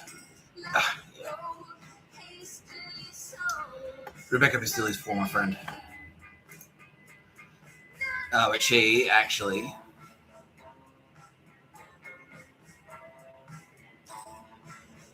Yeah. So you can see she's not a creative, but she's in advertising. Started out as an account director. Worked her way up to MNC, got into MNC Saatchi. That's where she kind of cut her teeth. Senior digital planner. Worked her way up the ladder. Head of communications. Head of strategy. Chief strategy officer. Chief strategy lead at Facebook. And now all the way up to Netflix, which is where she is now. She's still alive. Rebecca Nadillo. I met Rebecca Nadillo. I've hung out with her. We've been to the Napier together to have partners and stuff. Rebecca Nadillo has been trying to murder Rebecca Pastilli, aka Goddess Aphrodite, since 2014. Yeah. Yeah, mostly as like a Swiss Nazi thing. Yeah, so she's in the SAS as well. As a Swiss Nazi thing. It's like, because Pistol wouldn't stop, like wouldn't settle down with a dude. She wouldn't have a kids. Why don't you have a kids?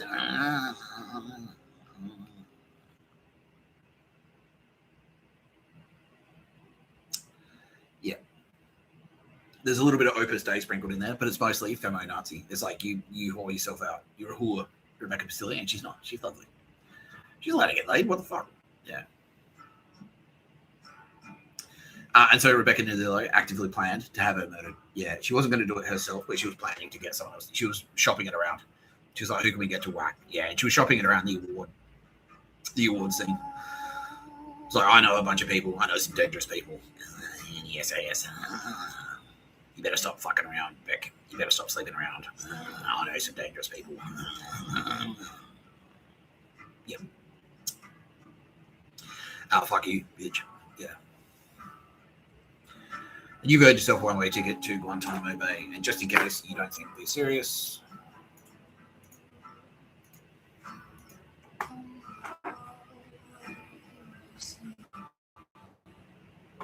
and she is watching right now, by the way. How many times did she try a pistol? 13 times. Pistol space powers protected her every time. Yeah, it just didn't work out.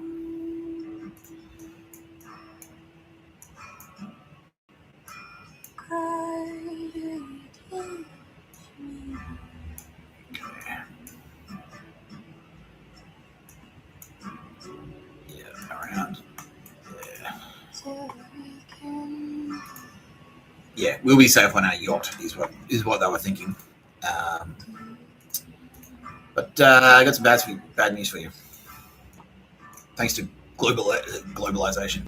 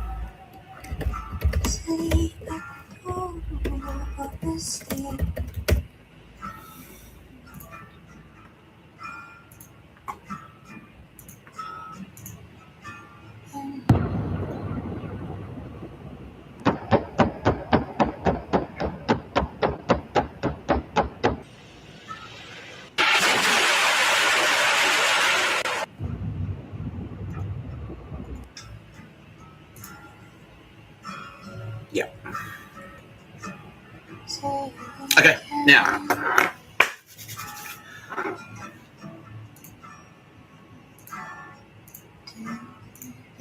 This is a particular cunt who is quite close to my heart. I want to fucking...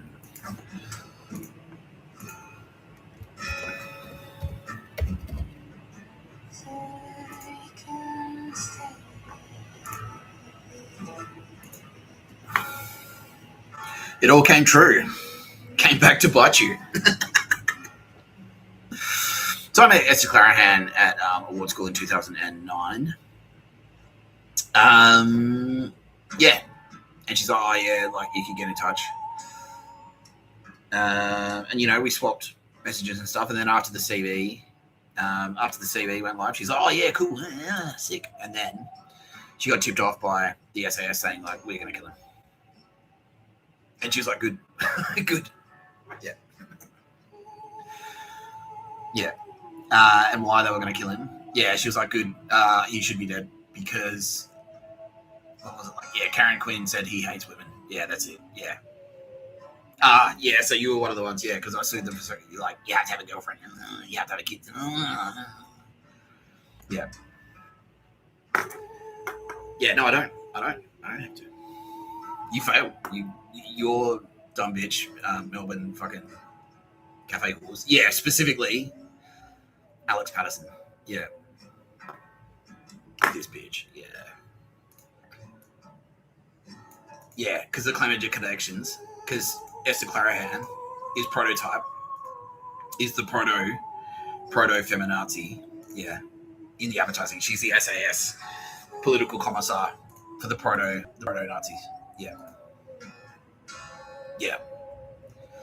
Nick Tapscott hates women because he didn't want to date this stupid cunt. Yeah.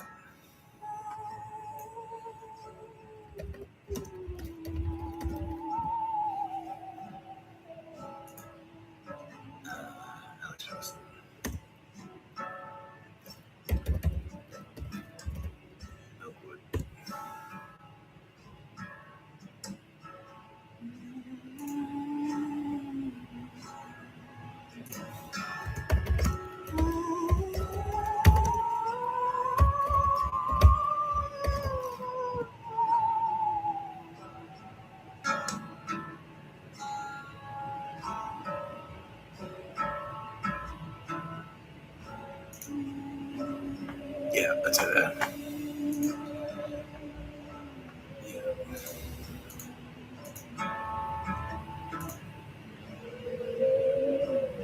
Yeah. So that bitch behind the coffee machine, down there. Yeah. So yeah. In there. That's her partner. Fucking. I can't remember her name. Yeah, that bitch there has murdered like 93 people. She's Melbourne undrungeter Nazi, feminazi. Yeah. Auntie Meredith's associate. Yeah. Ladies business. Yeah. And Alex Patterson was undrungeter. Undrungeter standover operation for Cafe Rosamond. And when I got back to them, that I said, like, yeah, not only did I not date Alex Patterson, yeah, she said, like, oh, can I think? Because I had a huge crush on Millie. Millie was across the street. I had a massive crush on her. I'm like, nah, I don't. Yeah. And I gave Alex the no test. And Alex's response to the no test was, like, I'll murder you. Yeah. I'm going to plan to murder you. Yeah. Yeah. All we're doing was talking. It was like, I was like, I'm just here. I'm just the booster. I'm talking to people, my co-workers, because you have to do that. That's part of my job. Yeah. And Alex Patterson, and like, she goes to work at Milkwood. And she goes like, oh, yeah, well, come in and see me at Milkwood. I was like, oh, yeah, I'll see how it goes. It's like, I'll see how it goes. It's a bit of a hike, though. And just by saying it's a bit of a hike, though, she was like, and then she's on the fucking phone. Who do we know? Undrungeter was like, is that Nick Tapscott? He rejected you. You're Undrungeter. He can't say no to you. And then it got back to them that I said to Rosalind G. Davies, the owner of Rosamond, that I said, like, you keep saying that we're doing a lot. We're doing heaps of awesome coffee, and we're only doing 20 kilos of good coffee. And I'm like, but we're not really. We're not really. Like, yeah. 20 kilos isn't heaps. Yeah, but we're not. Yeah, yeah. You think we're doing heaps of awesome coffee, and we're not. The cafe across the street, Proud Mary's, does like 90 to 130 kilos of amazing coffee. 90 to 130 kilos is a lot of coffee. We are doing 20 kilos. That's not a lot. That's not a lot. And that got back to them. Now, bear in mind, I didn't say it was shit. I didn't say the coffee was shit. I just said it's not amazing. We're doing a reasonable amount of okay coffee. We're not doing a lot of awesome coffee. And then that, like, yeah, they're like, kill him. So Esther Clerehan.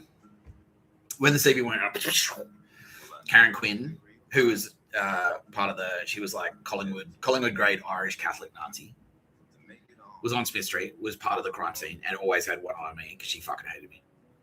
She's like, that's that Tapscott cunt. Clerehan, don't fucking hire him.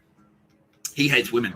Yeah, he hates women. And then, yeah, because then after I did that, I blew up the fucking Death Star. I was like, all right, suing you for sexual harassment. Fuck you. Yeah. Yeah, and it's like Clerehan, he hates women. Yeah. Yeah.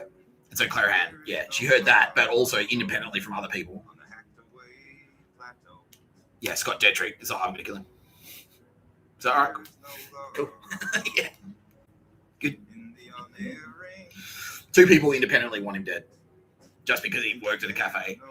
He's okay at making coffee. And a girl liked him. And he's good at writing too. That's reason enough. For Esther Clerehan, personally, to be involved in, drum roll please, 37 individual attempts to murder Mr. Tapscott.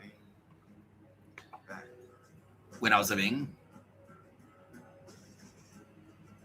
zero in Melbourne. But after I got to Sydney, she's like, fuck, he got a job. Yeah, fuck that. Yeah. And then she was one of the ones that rang her parents and said, I can't believe you hired him. He hates women. Yeah. And that's why Susie Smiley was always on my ass. Yeah. Yeah. Yeah. And then she tried to murder me like 37 independent times. Yeah, because I started doing well. Yeah, she's like, you're not allowed to have a career. Yeah.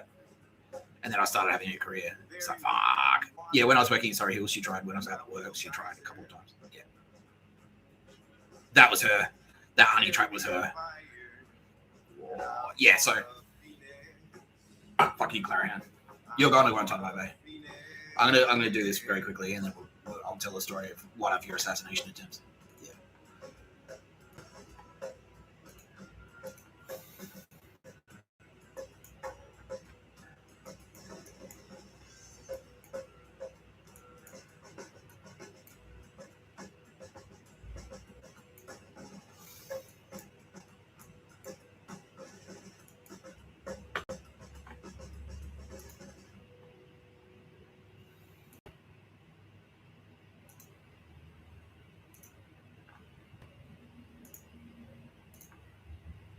And now she's crying. A thermobaric weapon, also known as a fuel air explosive (FAE) weapon, is a type of explosive that utilizes oxygen from the surrounding air to generate a high temperature explosion.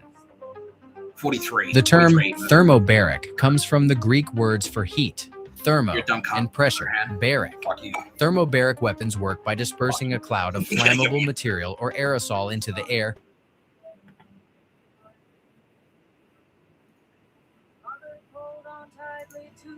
Fuck you, Clerehan. You're lucky when a drone agency are going to get to you first, because if I ever see you in person, we're going to have an assertive discussion. We're going to have a lively debate about gender norms and what's acceptable in the workplace. All right, that's what we're going to do. Because I'm pretty sure murder. What the fuck? You tried to murder a guy because he said no to a girl in a cafe. And Ken, right? Yeah, you're a fucking bitch. Aldous Harding is looking forward to this. Yeah. So anyway, this is one of the attempts. One night I was in, this is after I was working in a parent. I just moved to Sydney, and I was in my top floor. I was in my bedroom, and I had big French doors on the balcony. It's one of these terraces in Surrey Hills, across the street from Provider Store. Provider Store wasn't there yet, but I lived there. And I hear this crying out on the street. I hear crying, and I had the doors open. There was a girl crying out there. Yeah, and I'm there, doing something. I was playing video games on my computer or whatever.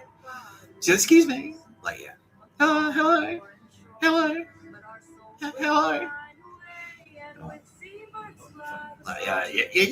Yeah, I'm talking to you.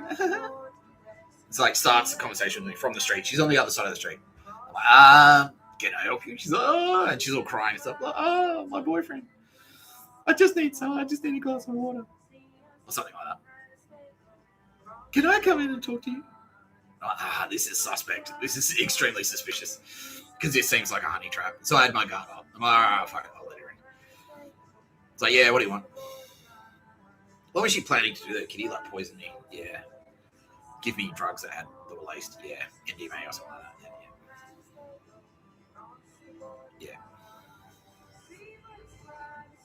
Yeah. So she came in. Yeah. And she's like, oh. I'm like, well, what's wrong? She's like, oh, I'm in trouble because my boyfriend said if I don't make,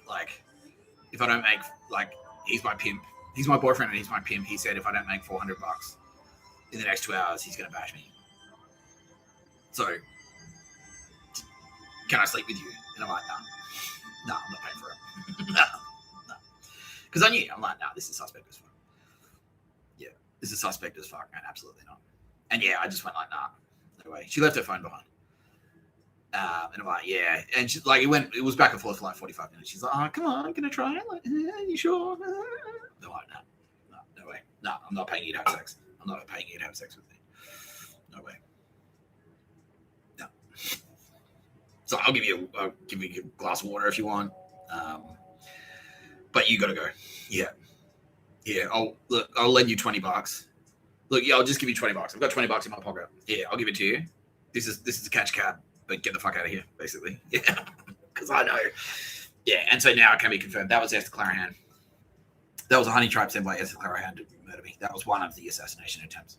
That was just one of them. Yeah.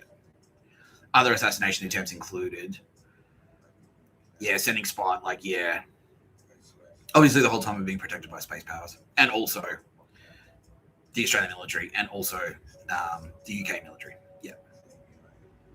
Yeah. Because the Australian Criminal Investigations Commission has their eye, they're aware. They know that there's this murderous group called a ward who effectively, had appointed themselves an Australian death squad. And were just murdering people at will. They couldn't really do anything about it, though. Yeah, because everyone was dirty. Yeah, they were being protected by everyone else. Yeah. And so they always had one eye on Mr. Tapscott. Because after the CV went like the Australian Criminal Investigations Commission, they're like, fuck, this guy's going to be a target for sure. And so did Prince Charles. So this guy's going to be a target. And then Prince Charles looked into it. Because Prince Charles also knew. Because John Lennon got assassinated. Assassinating celebrities isn't new. Assassinating creatives isn't new. And so Prince Charles read my CV and he's like, fuck, this guy's going to be a target. And then he looked into it and he's like, oh shit. And he's the same guy that sued the cafe. Fuck. Yeah, I better keep an eye on that guy. Yeah, so he sent his, not MI6 because they were dog shit. He knew MI6 were already circling me. They already had chumps in there spying on me. Selena, who lost her hand. That's baby reindeer. So he always had an eye on me. So many of these assassination attempts, they were kind of like ACIC would pick up the intelligence and then give it to the military, the good military, not the SAS, obviously, because they're dog shit. Give it to the good guys in the military who would we're gonna make, I'm gonna keep going with the SNOC list because who would give it to this anyway, we'll do like a few episodes because I don't want to go too much longer than 2 hours today. That sounds good. SCIC would pick up the intelligence. Esther Clerehan's shopping around for an assassin to kill Nick Tapscott because the other people that she's also trying to kill Tara Bennett for the same reasons as everyone else was. It's like, who's this pretty blonde lady who's really nice and also exceptionally creative? Let's kill her. If she doesn't work for us 60 to 80 hours a week for $15,000 a year, effectively making her a slave, we'll kill her. She's either one of us or we'll kill her. And so Esther Clerehan was involved in that as well. How many murders did Esther Clerehan commit? Esther Clerehan has murdered 93 people.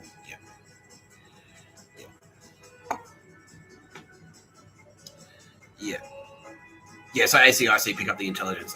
Esther Clerehan shopping around for an assassin. She's not the only one. She's not the only member of a ward who's So now there's like they're awarded now under heaps of scrutiny. They don't realize it. Mossad have them under scrutiny. They don't realize that either. Yeah, and so all these attempts are like most of them are kind of being thwarted that way. A lot of them are being thwarted by space magic. And a handful of them are being thwarted by just like regular good, just normal police work. Just police. Someone to tip off the cops. Apparently, there's some dodgy character. He's on his way to do something dodgy. Do you want to let that happen in your command? Sorry, Hills Police. And they're like, oh, actually, no. That's probably, yeah, all right. No, we know that guy. Yeah, he's a shady. We'll get him off the street. That type of thing. Yeah. Yeah. Now, bear in mind that this is around the same time that my mother received a lethal dose of radiation to her brain that eventually killed her. Yeah. So we're all like all the TAPS cops were targets. That probably would have happened to my mum no matter what happened. Because they had a house. Yeah. They weren't juiced in with any intelligence agencies, so that made them vulnerable. They weren't SAS. So in the end, like one of the factions is like, okay, they've got fucking property. They've got money. That makes them a target. We'll just kill them one by one and just take everything. Yeah. So fuck you, Esther Clerehan. All right, we're just going to do one last one. And this is one of the worst ones. And I know right now she's thinking, whew, I'm off the hook. But I'm telling you, you ain't. Here goes this cunt. This cunt.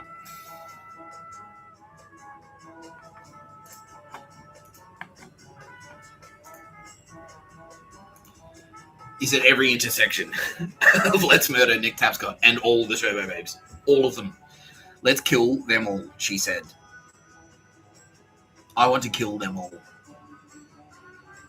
And I'm trying to kill them all. I will kill them all. Yeah. She's in the SAS. She's high command. She's SAS high command. But she's also a femo-Nazi. In cahoots with Esther Clerehan. She's also a Swiss Nazi. In cahoots with the Swiss Nazis. She's also an East German Nazi. She effectively is Stasi's secret police. Yeah. Humphries. Yeah. Yeah. Humphries. Yeah. Humphries. Yeah. Barbara Humphries. Yeah. She is a nasty, nasty, nasty cunt. Yeah. Yeah.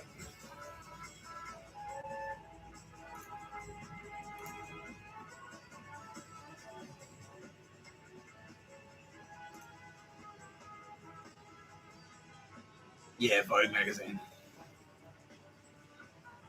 Yeah. Yeah, so you got hired at Vogue. That's Sylvia Jeffries putting you under surveillance. Humphries. Because of the dodgy shit you started doing when you worked at... Yeah, because that's when you committed your first murder. Yeah, Publicist Mojo, Melbourne. Yeah, there you go. That's the connection. You're in Melbourne. Melbourne Undrunketer. You're the dodgiest. Are you from Melbourne? Is she from Melbourne?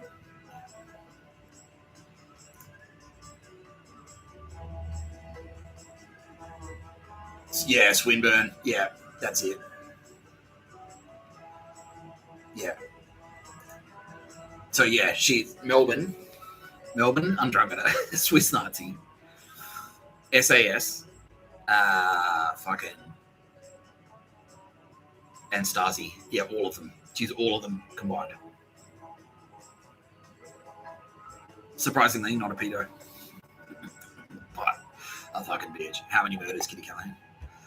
273. Started murdering in the late 2009. She started killing. Yeah. Yeah, and that's when she went.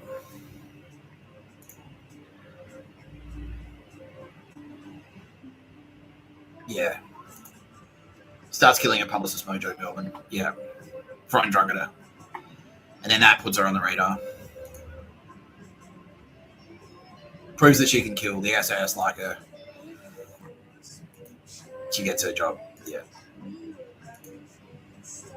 Keeps killing, keeps moving up the ladder. Yeah. Keeps murdering. Yeah. Now, when did she first start attempting to murder? Who was the first one she tried to kill? Kitty Callahan? Kitty Callahan. Yeah. Vogue magazine. Yeah, straight up. Yeah. Yeah, because she was an art director. Yeah, she was a designer at Vogue magazine. Yeah, and Kitty Callahan comes in and becomes assistant editor. Yeah, she's like, oh. When did she start? 2011, she wanted to kill Kitty Callahan. And tried to. But again, Kitty Callahan's been on the same list that Mr. Tapscott's been on. It's like, oh, you better fucking... She's talented, she's beautiful. You better fucking... The predators are going to be circling Kitty Callahan. Yeah. You fucking cunt. You stupid cunt, Humphries. Aldous Harding is going to take her time. Yeah, and Aldous Harding, she wanted to kill Aldous Harding since 2013. Thanks to intelligence provided by Auntie Meredith. She's like, who's this hot chick who's also a really talented musician? I want her dead. Yeah, that's it. I want her dead. Tara Bennett was on her radar since 2014, and she's been trying to kill her since then. Yeah. Yeah.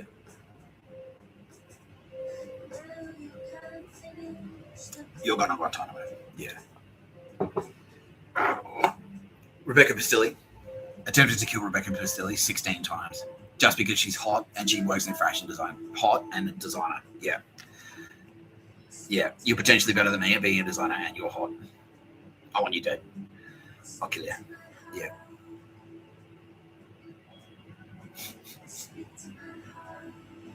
Bree Lee, you're hot and you're an exceptional writer. I want you dead. I'll kill you. I'll fucking kill you. Yeah.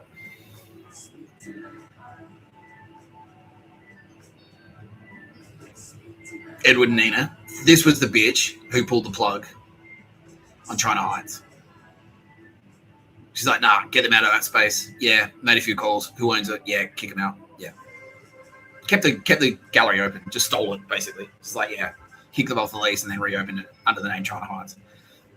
Even though she isn't China Heights. China Heights is Edward and Nina. You just kept it running under the name China Heights. No, actually, now being told no, it was us. We did that. Yeah. Yeah. You're a fucking cunt. Yeah. There's more, apparently. Yeah. Amelia Grace Crawford, also, for the same reason. Amelia Grace Crawford is an exceptionally well-dressed woman and an exceptionally talented photographer.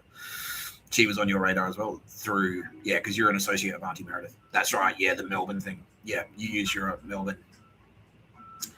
It was your Melbourne Stasi Secret Police. Yeah, you're Collingwood, you're a Collingwood Nazi as well. Collingwood Irish Catholic Nazi as well. Yeah, yeah. Every intersection. Yeah, the broadcast media, you're connected to the 5 families as well through your broadcast connections. You dog shit fucking spastic bitch. Now, what's going to hurt the most? Kitty Callahan, do you have a recommendation? What can we play on Google Maps that's going to hurt her the most? Let's try her parents' house. Yeah, well, my family got wiped out, so because you're very attached to your parents. I think so. No. They're dodgy as well. Yeah, they're murderers. They're Nazi murderers. Who fully on board with the plan to gas Curries. Yeah. They're like, yeah, sick. Do it. Murdered. Her mother's murdered 13 people. Her father's murdered 17. Yeah.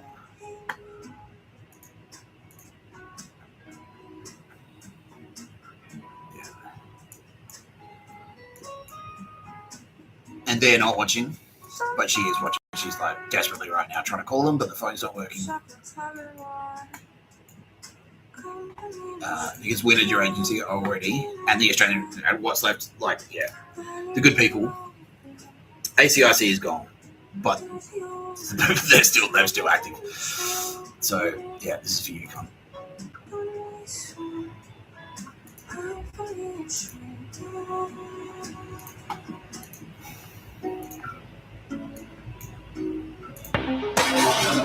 A thermobaric weapon, also known as a fuel air explosive (FAE) weapon, is a type of explosive that utilizes oxygen from the surrounding air to generate a high-temperature explosion. The term thermobaric comes from the Greek words for heat, thermo, and pressure, baric. Thermobaric weapons work by dispersing a cloud of flammable material. Yeah. So that's the headline. The Australian SAS, basically. Like, the Australian advertising scene is the SAS. When did it fucking switch over? Ugh. Okay, so basically... Yeah. We should have done this yesterday. Do it backwards, that's right. Yeah.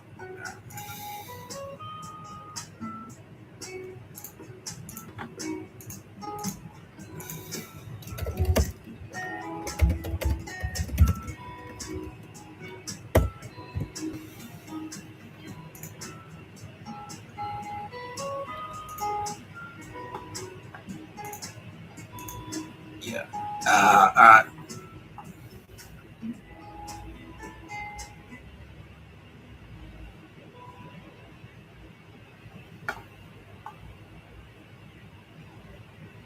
Formed in 1957. Yeah.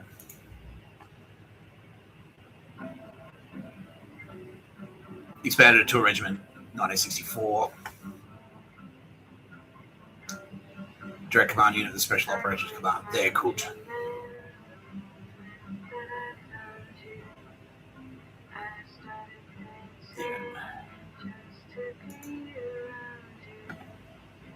Yeah, so that's who's getting rinsed right now.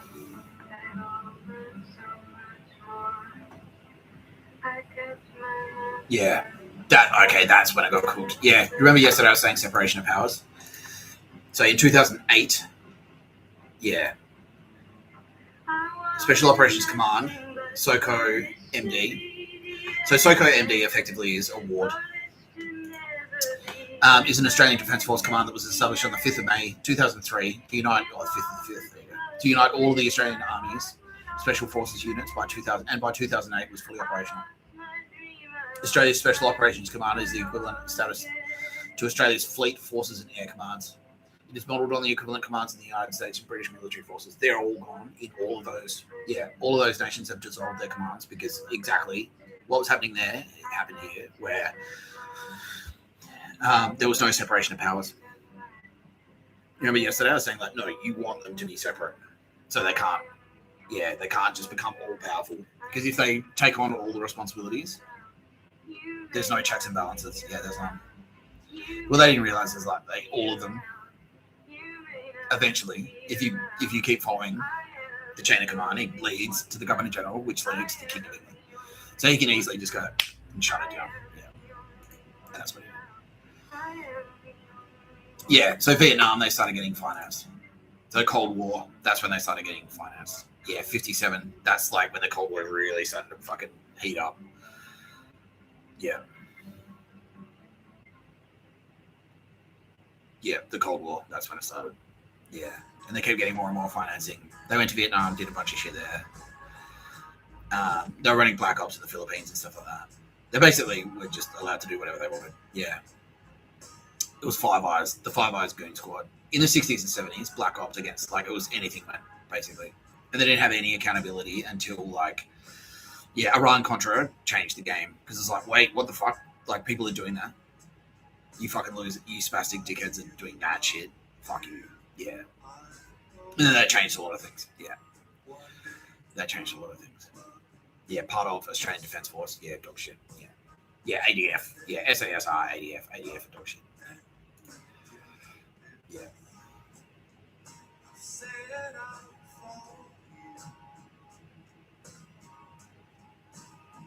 Yeah, Garth Gould.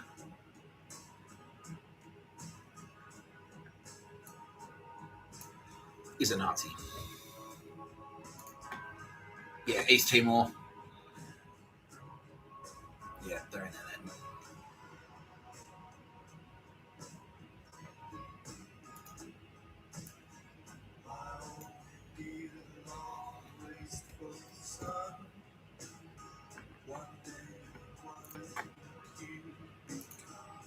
Garth Gould got killed yesterday. We killed him yesterday. Because he's a Nazi.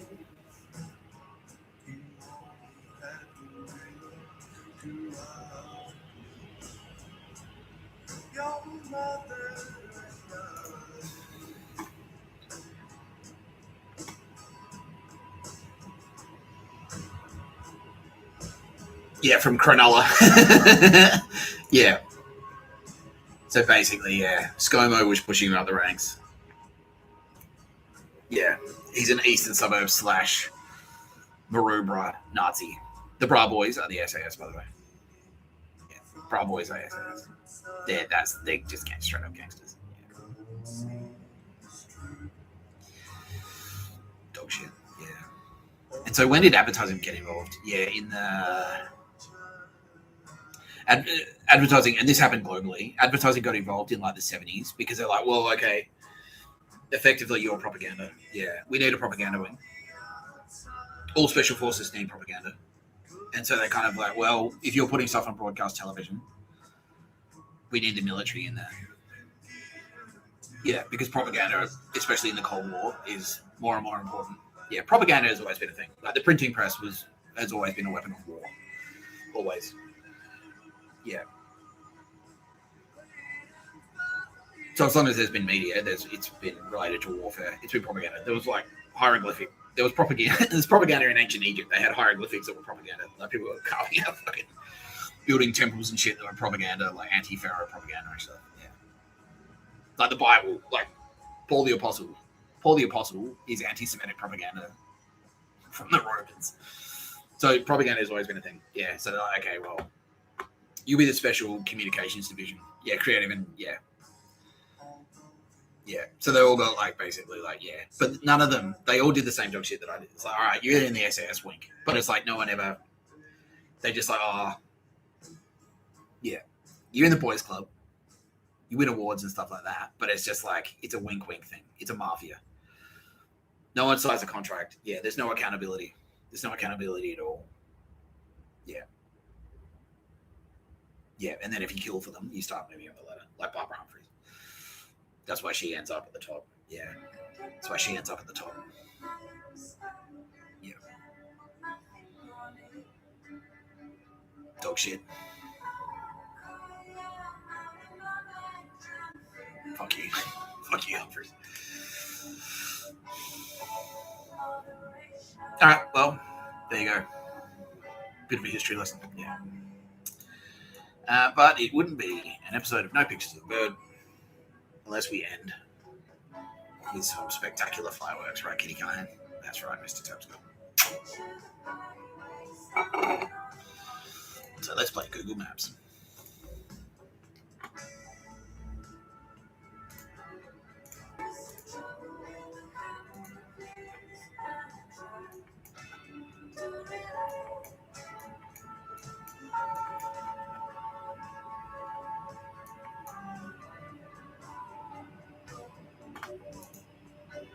Oops.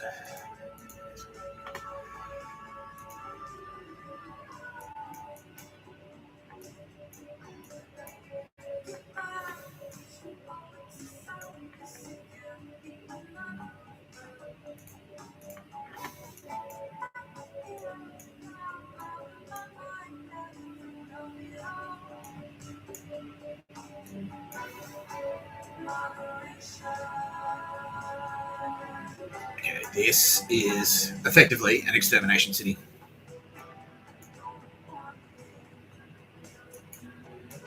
It's in Arkansas. Yeah. That church there. Yeah, Durban United Methodist Church. That's a front for the KKK. And so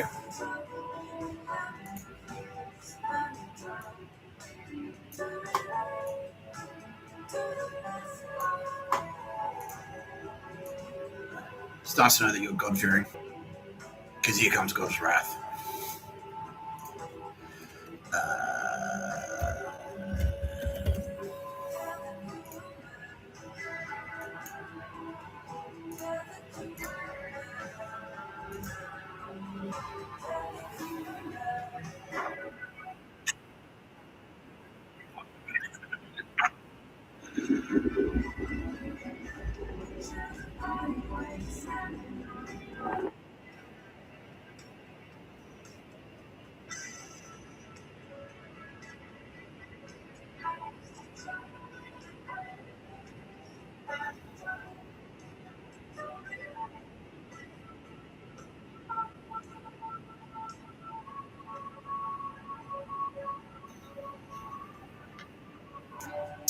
You've been watching No Pictures of a Murder podcast by Mr. Tapscott. I'm Mr. Tapscott.